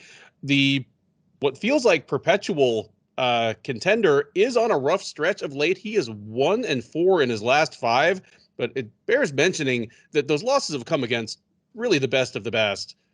Aljamain Sterling, Frankie Edgar, Jose Aldo, and Dominic Cruz. So 3 former champs and a current champ. And those are sandwiched around a win over Jimmy Rivera, who was a top 10 guy at the time. This man cannot catch a break. They are matching him up with O'Malley, the fighter that I think, without exaggeration, is probably the fighter the UFC would most like to see get over. The 27-year-old from Montana is 15-1 overall. He's 15-0 if you ask him, but that's neither here nor there. He is 7-1 since joining the UFC out of the first season of Dana White's Contender Series. He won a quick 4 fights, ran into Marlon Vera, where hurt his ankle, got pounded out a few moments later, and has come back since then with 3 straight knockout wins over Thomas Almeida, Chris Moutinho, and Raulian Paiva. The most recent of those, the Paiva fight at UFC 269 last December. O'Malley enters this fight as a comfortable favorite. He is -240, Munhoz +200 as the underdog. Keith, does the brash, rainbow-haired, dazzling striker get it done and have his big level up moment?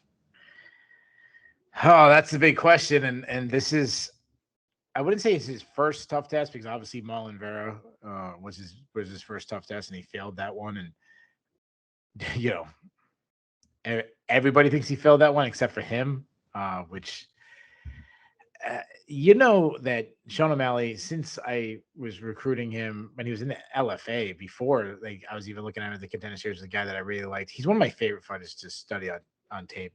He's really good. Like Sean O'Malley's really good.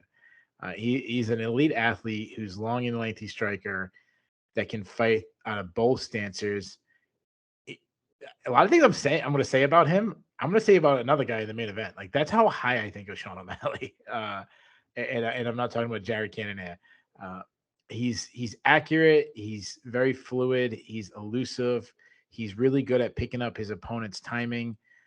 He sets up his opponent with feints and setting traps. You can see that he's thinking out there.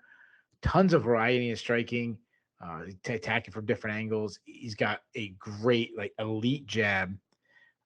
He sets up his right hand. He hides it so well behind the jab. He starts off with jab, and then suddenly when he starts getting in range, then all of a sudden the right hand starts wrapping around. Good at slipping punches and leaving himself in range to land some great power shots. He has to do that because he keeps his hands low. So it's always a little worrisome, but he's got such snap on his shots. He really has underrated power. He also has like tall man strength. He has fun spinning attacks that you see with his athleticism. Marlon Vera is the only person so far to show any like kink in Sean O'Malley's armor, and that was with the leg kicks, which we haven't seen him address yet. So I should say that the only kink in his armor in the striking realm. Now he does a bunch of BJJ competitions, like tons of them, I shouldn't say competitions, but like the one-off matches, the super fight matches, not like a full tournament, but we never really see his grappling. He has been taken down and held down, and I'm still worried a strong wrestler could keep him down. Like we talk about him fighting Marab, like that's the guy. Stay away from. Don't go anywhere near that guy if you're a Sean O'Malley and his team. But cardio used to be a little bit of a question mark, and it was the what fight was it where he started slowing down a little bit? I can't think of the guy's name. He's no longer in the UFC. It was one of the first and second fights in the UFC. Terrion Ware. Terrion Ware, yes, thank you. You're much better at coming off the names off the top of your head than I am. But I thought going to the Chris Moutinho fight, he showed that he could have really good output in the third round. Like Moutinho kept marching forward, and O'Malley didn't slow down, was landing power shots. So I'm not really too concerned with his cardio, especially if it's only a 3-round fight. When he advances to 5-round fights, I might be a little more concerned. Pedro Munhoz, he's the guy that'll challenge O'Malley's cardio because he's a very aggressive fighter. He marches forward. He pace and output is a tool for Pedro Munhoz, though, except for the one fight against Jose Aldo, he was a little gun shy. But I think a lot of that has to do with like a mystique of Jose Aldo and one of the biggest punchers in the history of the sport. You don't want to get cracked by someone like that. But when the good things about Pedro Munhoz, good jab. He does really well to work behind it to kind of follow it into the pocket where he unloads power shots. He's very hittable. He's a guy who's willing to eat a punch to land and deliver one of his own. And he has a really good chin. Like, he's been in so many wars. Guys like you mentioned, Aljamain Sterling was teeing off on him, but they didn't put him out. Oh, the Garbrandt fight's the perfect example where they both threw down, and Garbrandt's the one who ate it. You have a guy who's like historically great chin versus a guy with a historically bad chin. It's like, let's both land the chin at the same time and see which guy's still standing. He's that's a funny example. You talk about the Garbrandt. His technique in the Garbrandt was bad. Like he was like squared up on him, making himself this huge target. He does that more like just tough. Like, I'm gonna bite down on my mouthpiece and see which guy's standing. He does have that. I don't think it's like earth shattering power, but he has plus power. Like, he's hurt Rob Font with it. He's obviously one of the best KOs of Cody Garbrandt. Kicks are really good. Kicks, I think, are his best weapon, though. Kicks to the body, calf kicks. He doesn't check a lot of kicks. Going back to the Aljo fight, Aljo did some damage on his kicks. He struggled with the speed of Dominic Cruz, and Dominic Cruz is such a puzzle, like with his footwork, with his takedowns. It's really hard to get comfortable. Like, you have to beat Dominic Cruz at his own game. Like, you always got to fight Dominic Cruz at his game. Something similar that Alex Volkanovski does in his fights. So you're gonna have to fight him at his game. And some of that also, like, struggling with the speed has to do with like Pedro Munhoz is a minus athlete who's in the top 15 competing against top 15 guys. And that was always a what's the word I'm looking for? Like a handicap for him. Like he always had to try to make that up. Now he's a good grappler, but he doesn't grapple enough. And the only time we have seen him grapple is when he's the guy jumping on that guillotine and then like a scramble ensues. As far as prediction, I think this is a like coming out party. This is a welcome to the top 15 for Sean O'Malley. I think this is a terrible stylistic matchup for Pedro Munhoz. I can't see O'Malley not picking him out from range, not just being too fast for him, being too athletic for him. I see O'Malley rocking him a lot. I will give Munhoz, I'll give him credit that I think he'll make it to the decision because of how freaking tough he is. But give me O'Malley in an absolute blowout, like eye-opening. We're going crazy about him during the recap type showing. O'Malley runaway decision. I'm with you here. I mean, Munhoz cannot catch a break in terms of matchmaking, and nowhere is it more obvious than this because one, it's barely a step down from the top contenders to like the hottest prospect in the division. And as you pointed out, a horrible stylistic matchup because Munhoz is kind of hittable, kind of aggressive and heedless on the feet, and just not super big or fast for the division. O'Malley is super big and fast for the division, very precise. You made the oblique comparison Israel Adesanya. They're both guys that use their movement and their feints to draw other people onto their strikes, which is how they lance them with something that doesn't look that hard, but just comes at them from an unexpected angle and puts them away. Yeah, I see O'Malley teeing off on Munhoz here, and I say he gets the finish. And then the UFC's hype machine is going to go into overdrive as ahead of O'Malley's next fight. They're able to go, Aljamain Sterling couldn't finish this man. Frankie Edgar couldn't finish this man. Jose Aldo, Dominic Cruz.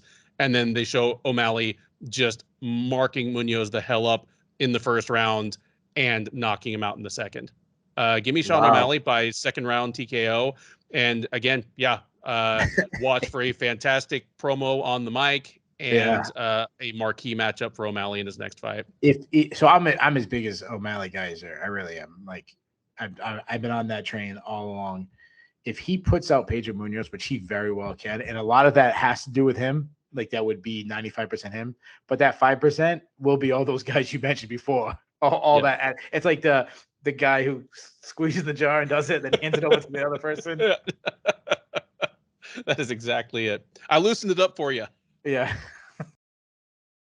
Third from the top at UFC 276, or at least it's still scheduled to be third from the top as of the time we're recording this, is a middleweight matchup between Sean Strickland and Alex Pereira. Strickland, the 31-year-old fighting out of California, is 25-3 overall. He is 12-3 in the UFC. Notably, he is 5-0 since moving up from the welterweight division. He has 3 wins at middleweight and then 2 wins at catchweights of like 190 and 195. But basically, since abandoning the 170-pound division, he is a perfect 5-0. Those wins coming over Jack Marshman, Brendan Allen, Krzysztof Jotko, Uriah Hall, and Jack Hermansson. The most recent of those, the Hermansson fight, was in the headliner of UFC Fight Night 200 back in February, and it sort of minted Strickland's transition from a fringe contender to a flat-out contender. And his assignment, he gets Pereira. The 34-year-old Brazilian is just 5-1 as a professional mixed martial artist. He is 2-0 in the UFC. Knocked out Andreas Michailidis last November in his UFC debut, came back in March and took a unanimous decision over Bruno Silva at UFC Fight Night Santos versus Ankalaev. Of course, the reason that Alex Pereira, as just a 5-1 fighter, is fighting third from the top on a massive pay-per-view card is that he is a decorated kickboxer who happens to have 2 wins in the ring over your headliner, Israel Adesanya. The second of those, a face-planting knockout. The UFC building towards something here, but Pereira is going to have to get past Strickland in order to make that happen. He is the slightest of favorites to do so. He is minus 120, Strickland plus 100. I mentioned earlier on the card that there was a particular fight that I thought the line was way out of whack, and if not for a certain other fight on the card, that fight would have represented the greatest value. This is the fight that, to me, represents the greatest value. I think it is absolutely bananas that Sean Strickland is an underdog in this fight. Alex Pereira is an outstanding striker. You watch him strike, he's not Israel Adesanya. He doesn't have that unorthodox fluidity. He looks much more like a conventional kickboxer, just an outstanding one. He's very tall, 6'4", not skinny. He's got muscle on his frame. Everything is fast. Everything comes hard. Very traditional kickboxer stance, hands low. His hands are his best weapons. I mean, he has power in everything, but his hands are what knock people out. His hands are what knocked Israel Adesanya out. But as a mixed martial artist, he is an unproven, unknown who really only turned to mixed martial arts in earnest in his 30s. His best win in the UFC easily is over Bruno Silva, and Bruno Silva is another kickboxer. Like, he's really yet to be tested by someone who is going to try to get the fight to the ground. In Strickland, despite the fact that Strickland is moving up from 170 to 185 or 190, 195, he's not small. You know, he's a 6'1", 6'2" guy with muscle on his frame. He can wrestle. And for as much of like kind of a psychopath and like willfully ignorant dude as he makes himself come across on the mic, he is smart in the cage. He's smart almost to a fault in the cage. Like, it's been a complaint in his last couple of fights that he talks like a serial killer, and then he comes in and just jabs somebody to death with a very risk-averse style. Yeah. Danny Sabatello too. Yeah, it's the full Danny Sabatello. Where Chael Sonnen a little bit. Yeah. Yeah. I fully expect Sean Strickland to come into this fight and fight to his best advantage. I don't think he's going to hang out on the feet with Pereira. He's going to try to take the fight to the ground. I think he's going to be able to. And the question for me from there is whether Pereira survives and Strickland is as conservative on the ground as he has been on the feet in his last 3 or 4 fights, or whether Strickland pushes the issue and Pereira looks like a fish out of water on his back and gets pounded out or choked out. I'm going to go with Pereira just as a tough, competitive, athletic, big guy who's been working with a great team to survive this. But I think Sean Strickland wins a lopsided decision here. Probably just takes all 3 rounds, leaves Pereira looking exhausted and beat up at the end. Yeah. So, first of all, I love you, and I don't like to totally say, man, you really screwed up. But dude, you really screwed up because you forgot one thing. You forgot New England's own Alex Pereira. There you go, New England's own. Southern New England. I didn't mention that O'Malley has been basically depopulating New England by killing off like Sukumtat and Moutinho and stuff. You know. Yeah, there you go. New England's own. Alex Pereira. We're claiming him. He trains in Connecticut. Yeah, what a weird matchup. So to me, this matchup, I understand why you're taking such a strong stand on Strickland. It makes sense. If this is how I feel about this fight. You either are on the fence where it's just like, and I said this before we started recording, there's so many unknowns with Pereira that you could have a hard time making a prediction, or you're all the way on Strickland. Like, I can't believe someone would be all the way on Pereira. Like, oh, super confident in this pick, because there's so many unknowns about him. I don't get the matchup, and we do matchmaking, and I say this all the time. I try to have a promotional mindset. I've always believed this. If you went into marketing and promotion and all that with the UFC, you always think of the casual fan. You never think of the hardcore fan. The hardcore fan is always going to watch no matter what. We're the ones watching Josh Priesen and Alan Bordeaux slapping titties at midnight. Like, we're going to watch. So, do you need Alex Pereira to get a top 5 win to market him versus versus Israel Adesanya for the title? No, you just need one highlight of him knocking Israel Adesanya out. Right? Yeah. Like, I don't if you take out Sean Strickland and just replace him with any middleweight on this card, a Fluffy Hernandez on a 2-fight winning streak, and he starches Fluffy Hernandez, you're not going to be able to sell him as the next guy for Israel Adesanya. Like, I just don't get I don't get the risk. Like, now, if he starches Sean Strickland, oh my God! Now you not only have you sold it to the casuals, but you sold it to the hardcores too. Mm-hmm. You know, so then it's like the best of both worlds. Oh, but I'm eating the whole plate. If he destroys Strickland, I'm eating all kinds of crow. Sure, which he absolutely could. If he starches Strickland in 1 minute, face plants him. Are you surprised? Mildly, I am picking Strickland, but I'm not shocked. The most surprising thing to me would be like he knocked out Strickland in the second round after defending like 4 takedown attempts. Yeah. Then I'm like, oh man, I'm scared. What would be surprising to me is if he Darce chokes Strickland, Strickland just dives right into a front headlock or he shoots in, takes him down, takes Strickland's back and submits him. Like, that would surprise me. But if he just front kicks him in the face 15 seconds in, or the big huge left hook or uppercut or something. So yeah, I don't get it. It doesn't make sense to me to do the matchup, but I'm glad they don't listen to me because I'm a hardcore. So I'm glad that they're favoring the hardcores, not the casuals. Sean Strickland, it is, and I want to say this before, on paper, Pereira should be he's a more decorated striker. He should be, but we've seen time and time again, high level kickboxers fail. High level boxers, the guys with the more striking credentials fail in MMA striking because it is different. The way you attack, the way you move, the cage, the gloves, everything's different. Gokhan Saki getting knocked out by Khalil Rountree, Mirko Krokop getting high kicked in the face by Gabriel Gonzaga. Like, this shit happens. So if Strickland just catches Pereira and knocks him out, like, that would surprise me.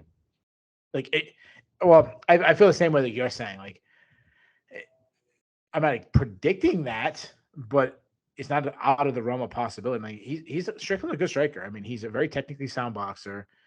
He can start off a little slow, but that's because he's setting traps. But he picks up the pace as the fight moves on. He marches down his opponent. He's a builder. He's constantly taking that ground if he gets his opponent backpedaling. He's arguably one of the best jabs, arguably the best jab in MMA, at least in the middleweight division. Well, hold on, no. Never mind. I forgot about the champ, but one of the best jabs. He follows through with straight punches down the pipe. He keeps everything inside and tight. He doesn't overextend on his shots. Not a lot of tells. I'd say he has plus power. He got hard kicks to the body, hard kicks to the legs. He is open to leg kicks. That's because he has such a boxing style. He'll battle in the clinch. We haven't seen too much wrestling him, except when he had an advantage in the wrestling and why take a chance against Uriah Hall, and then suddenly he's thrown out getting 4 takedowns. And he's hard to take down himself. He's got a very sprawl and brawl style. So he's a smart guy. So I'm with you. I expect to see Strickland wrestling. Like, if he admitted that he was like worried about Jack Hermanson knocking him out or submitting him or something. Like, if he's worried about Jack Hermanson knocking him out, he's probably very worried about Alex Pereira. Now, Pereira, as you mentioned, is obviously an elite striker. He's longer than Anthony. He's so big for the division. Like, you look at the guy, he's not just tall. You mentioned, like, he's got muscle on him. How he makes the weight class is surprising because he is huge. He's both explosive and fast while also being technical. Like, a lot of times we talk about strikers, or like Strickland's very technical, but he's not explosive and fast. Pereira he's the perfect combination of speed, accuracy, power. He presses forward, sharp strikes, extremely accurate, no tells. His left hook is probably the best in MMA. The one thing I was worried, he was gun shy against Bruno Silva. Like, there was times where he wasn't throwing enough output. I thought the fight was much closer than it could have been. And that's a little concerning. Some of that is probably inexperience in the actual MMA, worried about takedowns and stuff like that. He's got some powerful kicks. He is a Muay Thai specialist, so he does keep his chin a little too high for my liking. He drops his hands. But that Muay Thai background plays well in the clinch. Strong. One, he's so big, so that's an advantage. He get his knees up so easily. I am worried about his ground game. Now, he trains with Glover Teixeira. Bruno Silva really struggled to get him down. When he was taken down the fight, he popped right back up. So I give him credit for that. Like he wasn't able to get held down there. So I really want to take Pereira. I really do. But the last time Strickland went against a good striker, he was smart enough to turn into a wrestling match. I can't see him not doing it here. I'm very surprised with you that Strickland isn't the favorite and a pretty sizable favorite. Give me Strickland just turn this into a wrestling match to win a decision due to the takedowns. That brings us to the co-main event of UFC 276, a featherweight title fight between Alexander Volkanovski and Max Holloway. Volkanovski, the 33-year-old Australian, is 24-1 overall. He's a perfect 11-0 in the UFC. He is, of course, the reigning featherweight champ. Since winning the title from Holloway, he has beaten Holloway once again, Bryan Ortega, and most recently, back at UFC 273 in April, the Korean Zombie, whom he knocked out in the 4th round after a thoroughly dominant performance. He meets, for the 3rd time, Holloway, the former champ, 30-year-old Hawaiian. I said 30, expecting to say another number, and then I realized he's just 30. Unbelievable. The 30-year-old Hawaiian, 23-6 overall, 19-6 in the UFC. He, of course, the longtime featherweight champ, did make a shot at 2-division glory, came up short against Dustin Poirier back in 2019, went back to featherweight, where he lost the title to Volkanovski, lost it via razor close split decision in their immediate rematch. Since then, he's bounced back with 2 pretty one-sided wins over top 10 contenders in Calvin Kattar, on whom he laid perhaps the worst beatdown of 2021, and Yair Rodriguez, whom he defeated last November. The two of them meet now for the 3rd time. Volkanovski is a moderate favorite. He's minus 180, Holloway plus 155 on the comeback. Keith, there's a certain amount of controversy about this. People are complaining that there's a trilogy fight when the same guy won the first 2 fights.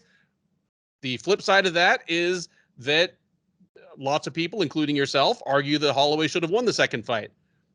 The other argument is that Holloway is just out there knocking off top 10 contenders until you do something about them. So you might as well get this out of the way now. Regardless of how we feel about it, we're here, and the odds are exactly the same as they closed in their last fight.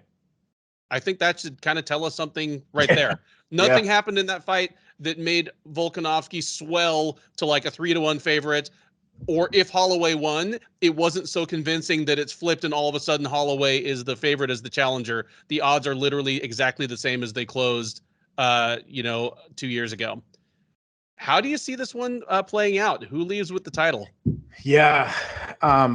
Man, there's so many. So let's talk for a second, because this fight is, I understand the argument. Like, I really do. Like, I'm actually one of the guys who said, like, why are you going with Holloway? Go with Emmett. This is before Emmett fought Kattar, or I've heard people argue for Arnold Allen. I think that's a little bit of a stretch, but like other guys, my thing is, if you're Alex Volkanovski, why are you even accepting this fight? What do you gain?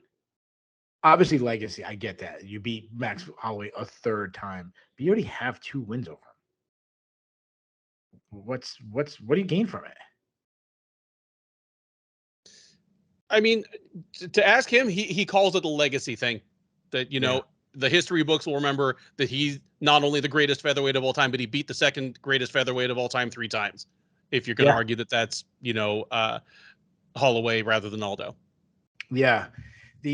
That's the thing that I would say.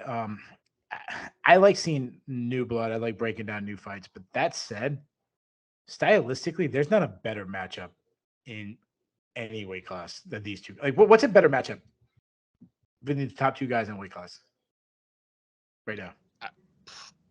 I mean,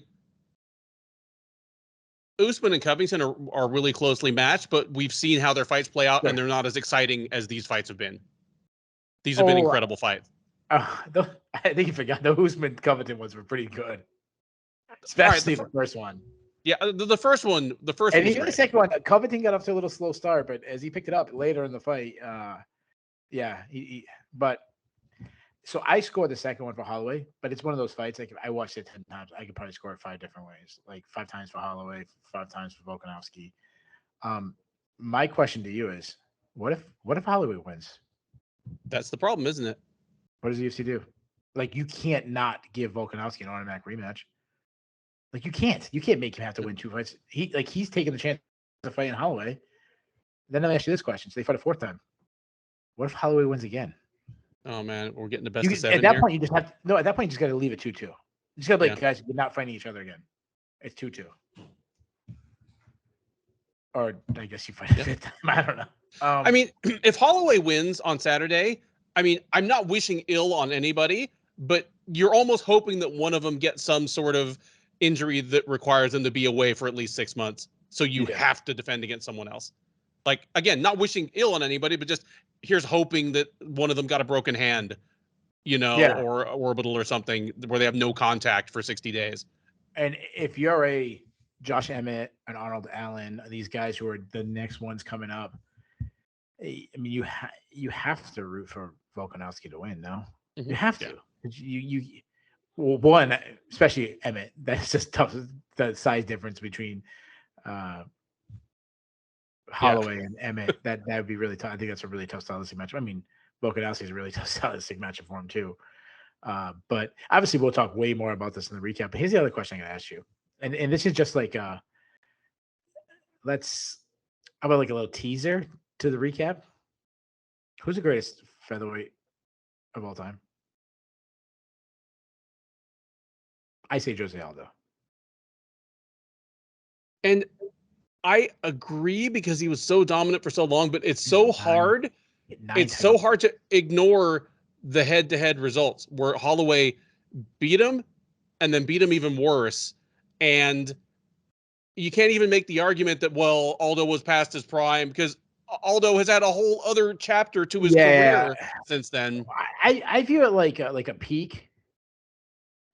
You get into a mountain peak and you go for a hike and you're like, well, when I was in Hawaii, there was a couple of nice hikes. You could stop at this point, and it was a good workout. You have some beautiful views, but if you keep going, you get all the way here, and then you kind of come back down. You get another view here. Like, I felt like this is really good, but it wasn't this.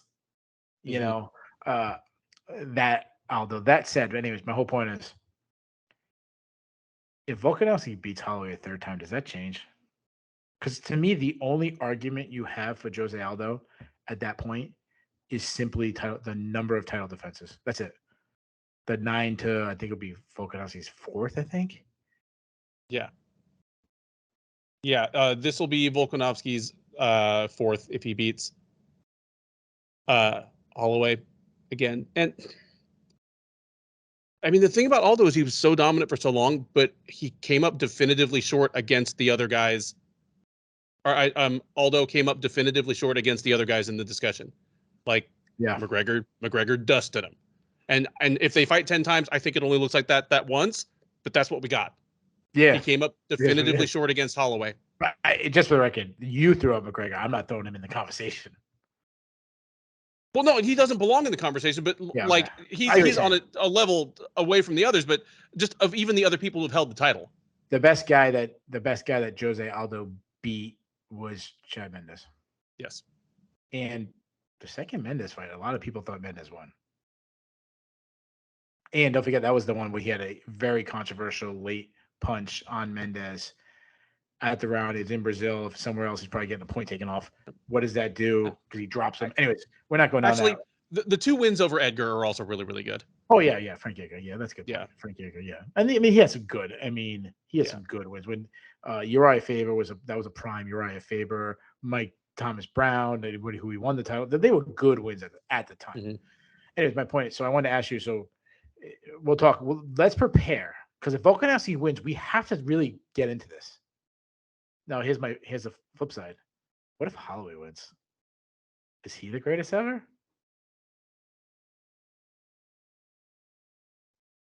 Yeah, because he kind of has everything at that point. He still doesn't have the title defenses. Although he has a lot. He has 5. He has 5 title defenses. He'd have 2 reigns. He has a hell of a resume. People forget the resume he had to get to the title shot. There's a lot on the line legacy wise for this fight. So that's just something I want to talk to you about. And I don't want to do this again, but real quick, how about Adesanya? How close is he to catching Anderson Silva with another title defense? I think he's still a ways away. He's circling the neighborhood though, because he has the same problem that Silva had during his reign, that the UFC is kind of having to sell us on the people who are challenging him. Sure. But yeah, I mean, Anderson Silva had some good wins. Rich Franklin, Dan Henderson. Yeah, I mean, and then you got Robert Whitaker. And okay. yeah, you got to sell it a little bit. This is how I think about it. You ever order a pizza? You get one of those apps like Pizza Hut or get one of these chain ones, not like your mom and pop shop. And you order from Domino's. They have Domino's in Houston, right? Mm-hmm. Yeah. So you order from Domino's. You have the app. It'll say making the pizza. Then it'll be prep it. It's in the oven. It's baking. It's either way. How regardless, and some people are like, oh my god. I know some people will take huge stance, and we're kind of politician a little bit here. Volkanovski, Holloway, Adesanya, all 3 of those guys. Whoever, obviously the featherweight one of them wins, and if Adesanya wins the middleweight, the pizza's out for delivery. It might not be at your front door, but the pizza's out for delivery. It's on its way. It's getting close. If that guy showing up soon, put your pants on. They'll be knocking your door soon. So as far as this fight, it really is the most intriguing stylistic matchup, and I want to say I'm honored to see these 2 all-time greats fight each other in their primes for the 3rd time. Alex Volkanovski, I mean, this guy is absolutely amazing, and the reason why, sorry to back up before we really get into the skill set, the reason why I was just talking to Nick Baldwin, if you guys know Nick Baldwin, about this matchup. This fight to me is the main event. I actually think it should headline the card. I understand that Adesanya is a little more of a cash cow, the guy that they really kind of put the promotion in. But is there someone more interested in seeing Adesanya fight Cannonier the first time than people are seeing Volkanovski and Holloway for the 3rd time? No. Imagine the hype on this fight if it was 1-1. If Holloway got his hand raised, how much hype we'd have. Oh, I mean, the UFC would be calling it, this is the greatest rubber match in UFC. I mean, anytime they can remotely justify calling something the greatest thing ever, they do, and they would absolutely be calling this the greatest trilogy in UFC championship history. You got Kamaru Usman, the greatest welterweight ever. You know, hey, a lot of people don't want to say this. The delivery driver's out on that one too. I don't know if the delivery driver is got in his car yet, but he's putting the pizza in the boxes. You know, I mean, it's worth mentioning that even George St. Pierre's he's getting close. You know. Yeah, he's beating some really good dudes. Anyways, Volkanovski, what stands out to me, and his last fight, I didn't watch how I normally do because I was at a bar. I was with my wife. This is when we were on our vacation in Hawaii. I had to listen with me. So I wasn't studying the little things I try to do. I wasn't taking notes like I did for the recap. But just stand out to me, how smart of a guy is. He finds a weakness in his opponent and he exposes it. He's short. He's compact. He has this physical, his height is such a bad thing being a fighter compared to a Holloway. And for him to be so successful, it's absolutely amazing. He uses feints so well. He sets up traps and picks up his opponent's timing very quickly. He's a pressure counter striker. He has such great volume. He's really fast. That's the thing that keeps impressing me more and more, especially in the Korean Zombie fight. I was just wow, how fast Volkanovski is. Going back to the first Holloway fight, he did so well with the hand fighting. He actually used Holloway's length and his reach in his hands, and he actually used it against him. He was pulling the hands, moving around with it, and then counter-striking off of it. For a short guy, he's got one of the best jabs in the game. He disguises his power shots behind it. he destroyed Darren Elkins and Chad Mendes. And I'm going back a while ago, but just like jabbing and then overhand rights. He beat up Chad Mendes with a body shot. And he doesn't get enough credit for his footwork. It's some of the best footwork in the game. He doesn't do all the shit, all the moving around that Dominic Cruz does. So he didn't get that. It's just a little footwork. Like he'd be like, if it was like a football, Dominic Cruz would be like the 3-cone drill guy, while Volkanovski would be like the ladder. You never see the ones where they take 2-step up, they come back, and then 2-step, like those little short, quick, little things that he does. He cuts angles so well. He never attacks in the same, like if he comes at you now, he's never going to attack with the same exact attack again. Like later on in the fight, he will, but I mean, like he's going to kick the leg, and then he's going to throw a hook, and then he's going to fake a takedown. Then he's going to throw an overhand right. Then he's going to throw a 3-punch combination where he darts to the right and throwing a hook on this side. Then he's throwing a high kick. Like he's always getting you guessing. I like how he can cut out. He can use his footwork offensively and defensively. Well, he's so good at cutting off the angle of the cage, cutting off, and then like throwing his strikes to where like he's setting you up. There's only one way you can escape, and then timing that punch to that spot. He's got such great lateral movement when attacking. He's so good at getting in and getting out before getting hit. His footwork is really, really good. His kicking game against Max Holloway was unbelievable, especially the first fight. He blends his striking and wrestling together so well. He's a good wrestler. I think he's a little bit overrated in wrestling. I think it's something kind of a theme that we've been talking about recently. He doesn't have that second and third option in his chain wrestling like Habib does if he misses the shot. He kind of just explodes through your hips. But he's so strong that all he has to do is get like a hook in or a single, and he's going to lift you up and slam you. Like that's how strong he is. Some of the best ground and pound. And what really stands out to me is the moment doesn't seem to get to him. Like when he fought Holloway the first time for the title, he didn't seem nervous. He seemed super confident right from the start. And Max Holloway at that time was arguably the best pound-for-pound fighter in the world, or at least in the conversation. Mm-hmm. And I think about like Chad Mendes hurt him in their fight, no panic. Brian Ortega almost caught him in that deep submission, one of the greatest submission artists, opportunistic submission artists in UFC history. Still found a way to get out, still found a way to win. Now Holloway, on the other hand, Holloway is one of the best strikers in UFC history. I mean, and what I like about him is we used to always say he's a builder who would start off slow and then and that was kind of the issue in the first fight against Holloway. Against Volkanovski, he kind of gave away early rounds and then had to kind of play catch up. He'd been much different in his last couple fights. The second Volkanovski fight, the Cater fight, the Uriah Rodriguez fight, he came out a lot more aggressive right out the gate, trying to win rounds, which we haven't seen him. He's always kind of played the long game, a very John Jones style in that, where John Jones is not really thinking about winning the first round. He's thinking about winning the entire match. He marches forward, arguably some of the best pure boxing in the game. He can fight at both stances.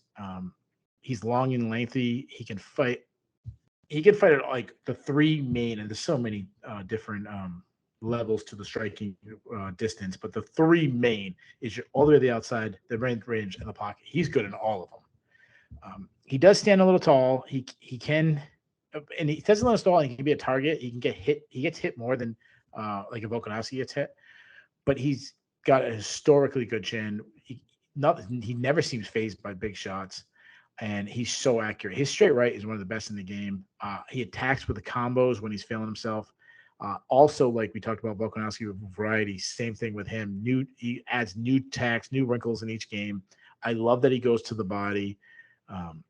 And when he starts flowing and he's smooth and his confidence is going, he can't miss.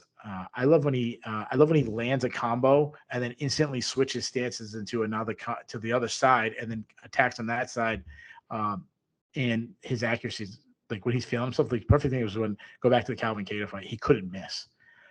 And Calvin Kattar is a really good striker himself. I like that he just touches. I know I have a lot of notes on this. This is the third time he's got to fight. I just love this matchup. I love that he just touches, and then when the opening is there, he's got stunning power. He doesn't have one punch. I'd be very surprised if he has 200 punch power. Yeah, but he's got stunning. Like he'll stun you. He'll buckle your legs. Like, but I'd be very shocked if Alex Volkanovski's laying face first on the camps, unless it's like hit him with a combination and he's bouncing his head around trying to avoid. But like one perfectly timed punch, that would really be surprising. Volkanovski really was fainting on him in the first fight and froze him. But I like that Holloway really made a change up. And the second one was just, I'm going to lead the dance more. Like, I'm going to be the one moving forward. I'm going to be the one, like, no one out volumes Max Holloway, and I got out volume last time. He has great takedown defense. He loves to, like, look for, like, standing guillotines, which he's almost got so many times. And he's got the cardio. We know he's got the cardio. We know he got the experience to go 25 minutes. And obviously, he has the heart. We've seen him battle Poirier, Volkanovski, and be hit with some big shots and still be fighting. I hate this matchup because it's so hard to pick. It is one of the best stylistic matchups ever. As I mentioned, I feel honored that we're seeing this third time. I almost bitched out. I almost said, you know what? I almost said, I'm taking Holloway and for the worst reason ever and saying, because it's so hard to beat a guy that level 3 times in a row. But I am. I'm gonna take Volkanovski to win for the third time. He has a speed advantage. He's also he's really good at, and we talked about this with Dominic when we talked about Dominic Cruz. He's good at making the opponent fight his fight, whether it's chasing him, whether it's he slows down the pace and he's hand fighting and leg kicking, whether he wants to get inside to get in the clinch. Whatever his game plan is, you're probably gonna have to fight that way. Now Max Holloway has all the tools that he could fight Holloway any way he wants and win. But I like the fact that I think Volkanovski is one of the smartest ones. I think that team is so good. I think we're going to have a back and forth war. I think we're going to have like a fight of the year candidate. I think we're going to be debating on the recap show and on Twitter and all the who won. But I think Volkanovski just keeps getting better and better. Give me Volkanovski, and still I'll go split decision for the champion. All right. I talked forever. I apologize. I talked forever, Ben. Dude, you know what? If someone's going to complain about that, there are other shows out there. If you want a 90-second encapsulation of every fight, there's a place for that. We've got shows like that. Shillan and Duffy for you. I used to do a show with John Franklin. We talked about the main event for 2 hours. That's it. The whole show was the main event. So I love that. I mean, not every main event, but some of them deserve it. It was a pay-per-view with title fights.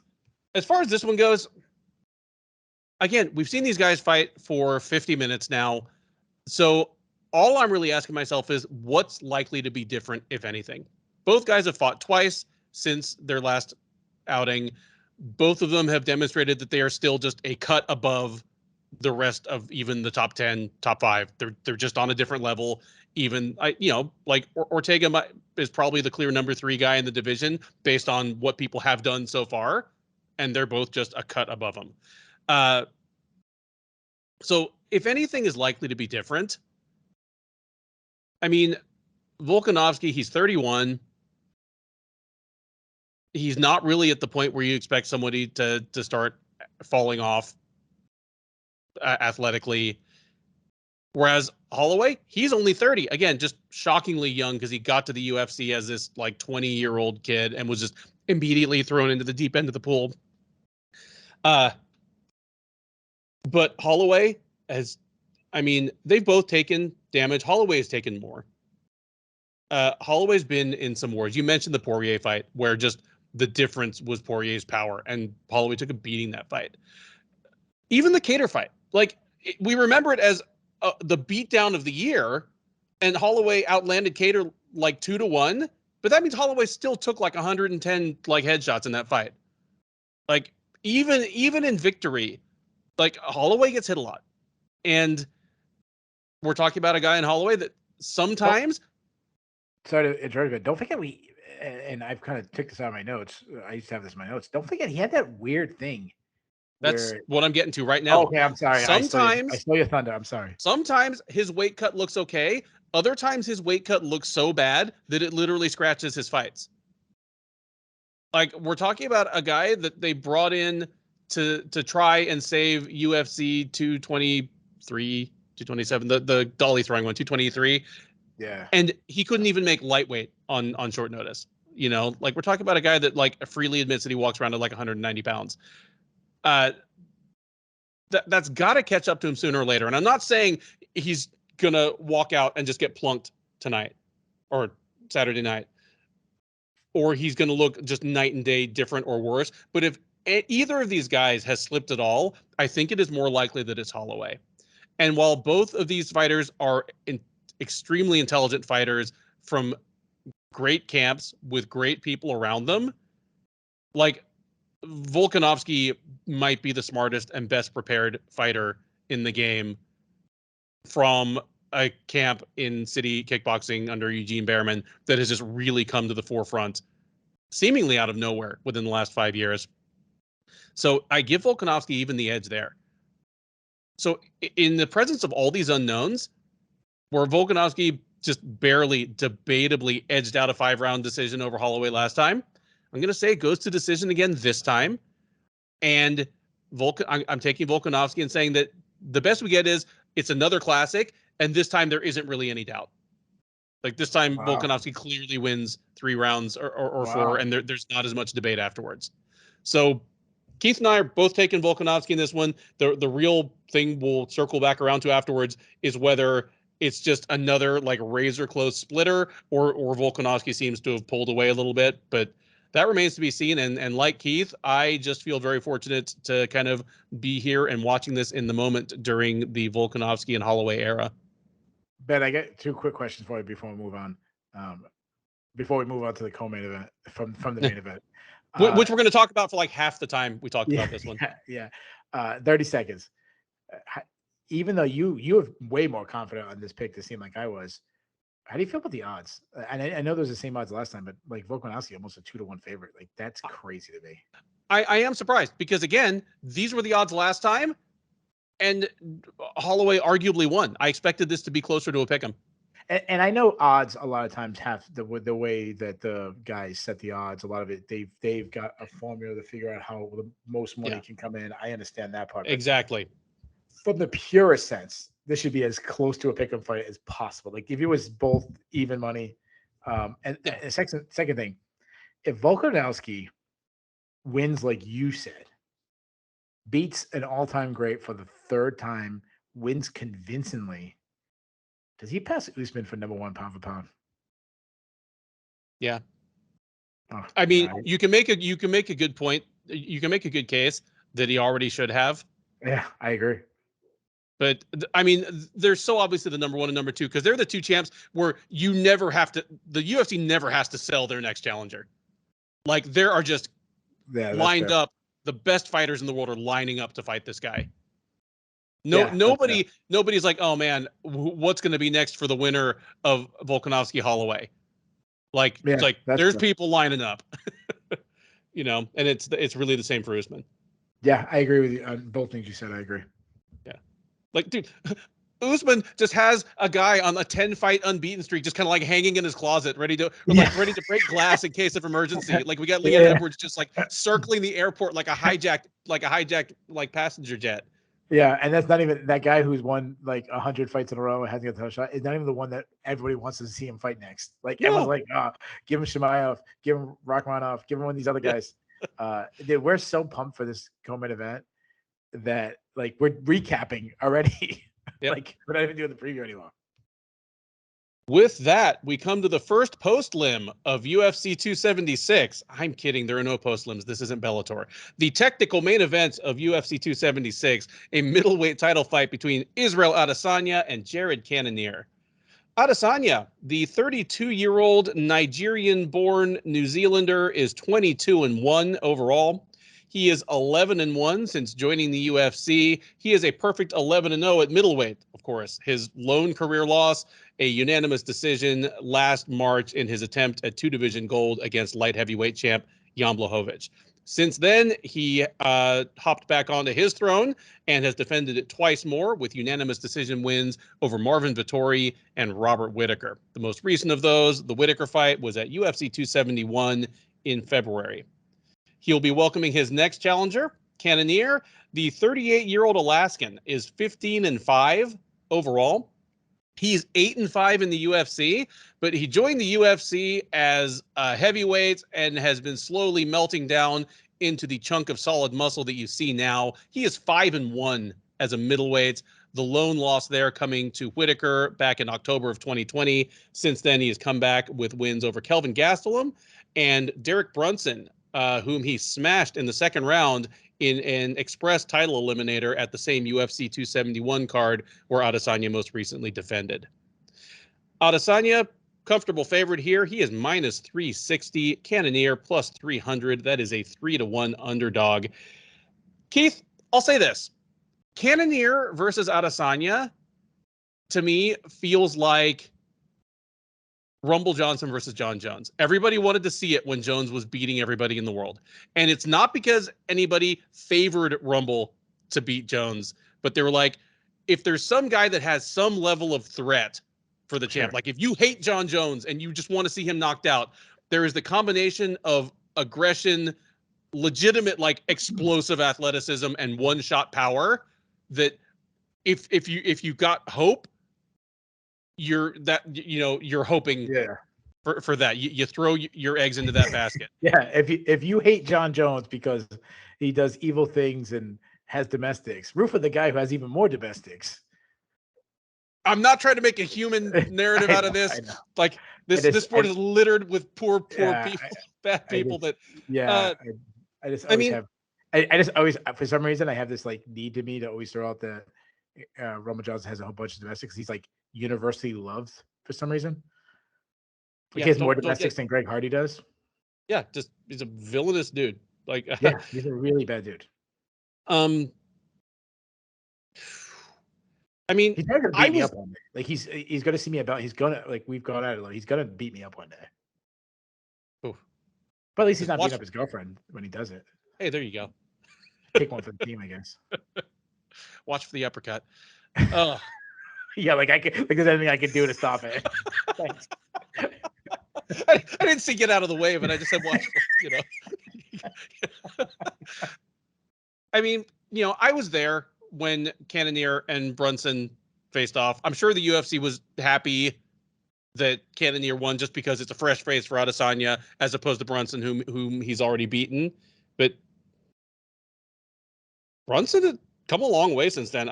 Frankly, I'd probably give Brunson a better shot at beating Adesanya right now than Cannonier. Like everything that Jared Cannonier does is going to play right into Adesanya's wheelhouse. Cannonier, not much of a wrestler. Biggest question about him was always his defensive wrestling, but not much of an offensive wrestler either.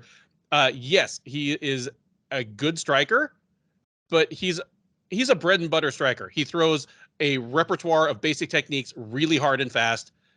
He's not afraid to come forward, and he's just tailor-made for Adesanya to school and make look silly. I see this looking like the Paulo Costa fight, honestly, where he threatens because of that speed and power. You can picture him connecting with Adesanya, knocking his block off, and instead he's going to spend a lot of time charging and swinging at air. Adesanya getting him to bite on feints, slipping out the side with his outstanding movement, using his superior reach, and once the guy's really frustrated, then starts lighting him up with harder counters. Yeah, I mean, it'll be fun while it lasts, but give me Israel Adesanya by second round TKO here. Yeah, wow. And just we hope there's no extracurricular like humping or teabagging. I don't know. Cannonier's not like a. Cannonier's not an asshole. Yeah, he's not an asshole. He just wants to talk to you about his crystals, and yeah, he's a little weird guy, but yeah, he's him. I feel like him and Yuri Prochazka sitting next to each other on like a park bench would be an interesting conversation. Yes. I've said this before. I'm going to say it again. Israel Adesanya is my favorite fighter to watch on film. He's the best striker in MMA history. The guy is the ultimate sniper. He's long and lengthy striker who is so poised and so confident in his skill set. He's so good in both stances. He understands distance so well and how to use his length. Similar to like Anderson Silva that he gets compared to an understandable long, lengthy guys who are in the same weight class. He starts off slow, and that's just because he's downloading his opponent's tells and setting traps. He can feint with his hands, with his hips. He freezes guys with it. He's so fast. He throws combinations of punches and kicks together and blends them together so well. He'll throw like a 2 punches, then follow up with a high kick. One of the most accurate, probably the most accurate striker in the history of the game, and that's because he has incredible vision. He's so intelligent. He understands the striking game so well that he's so good at anticipating what the opponent's going to do based on things he's kind of seen earlier in the rounds. Just check how easily he landed on guys that you mentioned that Cannonier coming forward like a bull. Yeah, Derek Brunson tried that. Robert Whitaker tried that. Paulo Costa tried that. And he just landed on those guys so easily. I mean, these guys were playing checkers and he was playing chess. Great movement. Good. Question, like, who has ever hit Adesanya cleanly without the threat of the takedown in their pocket? Yeah, nobody. I mean, everyone's going to say Kelvin Gastelum. Yeah, but that was early Adesanya who was worried about the takedowns. Yeah. Even when you do, I'm glad you said that because I really said that because his movement's so well that even when you hit him, he rolls with things. So you don't even catch him clean. I love his kicks. He'll throw a question mark kick to your chin with no effort at all. He has surprising power, and that's because he just lands so clean. He's strong Muay Thai clinch. He has hit some trip takedowns inside there. He has been taken down and held down at times. Marvin Vettori, Jan Blachowicz, they both able to hold him down, and that's because they're so much bigger, so much stronger. And Cannonier is so much bigger, so much stronger. So that is an avenue. Now Cannonier, he's good. Cannonier's good. He's earned his title shot. He beaten Derek Brunson. He's his last fight. He's beaten Jack Hermanson. He's beaten some good guys. But at 38 years old, you have to worry that he could fall off and lose speed at any time. He is a bull. He's a massive dude. Like you mentioned it. Like he's a massive dude that hits really hard. He's explosive. He sits on his punches. He marches forward, though he has been a little gun shy at times. And I think some of that has to do with conserving his energy, though we've seen a much better cardio recently in some fights. He used to be a weak defensive wrestler, but I think he showed against Jack Hermanson that he's better than I thought he was. He did get taken down by Derek Brunson 3 times, but I love that he showed that he can sustain his power, which was a question mark before. He can sustain his power later into fights. There's no way Israel Adesanya is wrestling him, so we don't have to worry about that. But if he ends up on top in some way, he has some of the meanest ground pound. Like go back to like the Jack Hermanson fight where he's dropping some shots. We're together on the breakdown. Like we haven't disagreed. I don't think we've disagreed on many fights on this card. The main event we see exactly the way. Like, you have to go all the way back to Kelvin Gastelum fight to kind of give Cannonier a shot. And Adesanya was tagged by Gastelum, and Cannonier hits harder than Gastelum. But I also see him having a hard time closing the distance. He could overpower Adesanya if he gets in a clinch and just kind of like, hey, you bench 250 pounds, I bench 500 pounds kind of thing. It just bullies him. But I think both of those are really unlikely. I think it's most likely that Adesanya is too fast, too technical, too explosive. I see him teeing off in Cannonier. I see him busting up Cannonier. I see Cannonier moving forward, as you said, swinging out of the air, and then I think eventually he just walks right into a perfectly timed strike from Adesanya. I think Adesanya's going to put him out. Give me similar, like you said, Paulo Costa. That was the exact fight. Another good one, I think, the Robert Whitaker, the first fight when he was like trying to like land a big shot of his own and just walks right into a perfectly clean punch. Give me Adesanya by 3rd round TKO. So that would be 3-0. I've been going 3-0 for City Kickboxing. For the record, the only fights on this card we disagreed on were Jesse Clark versus Julija Stoliarenko, Robbie Lawler versus Bryan Barberena, and Jalin Turner versus Brad Riddell. So the only real high stakes fight that we disagreed on was Turner versus Riddell, and we both agreed that that's like the toughest fight on the card to call anyway. Yeah, I'm intrigued by that one. Yeah. Well, that's it. That's the Sherdog Radio Network preview for UFC 276.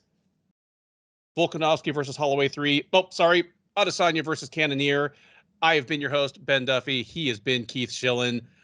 If you are new to the Sherdog Radio Network or to the Shillan and Duffy previews, first of all, thank you for listening. We do hope you enjoyed it. Please do comment if you're watching this on YouTube. Keith and I are both good about coming in and interacting and, going back and forth replying with anyone who wants to converse. And definitely join us on the recap, or at least join Keith on the recap.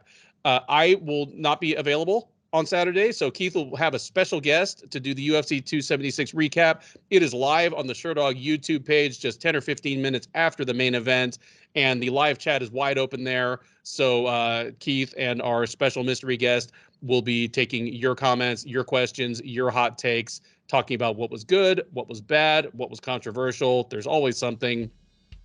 Between now and then, enjoy the rest of your week, enjoy the fights, and thanks for listening.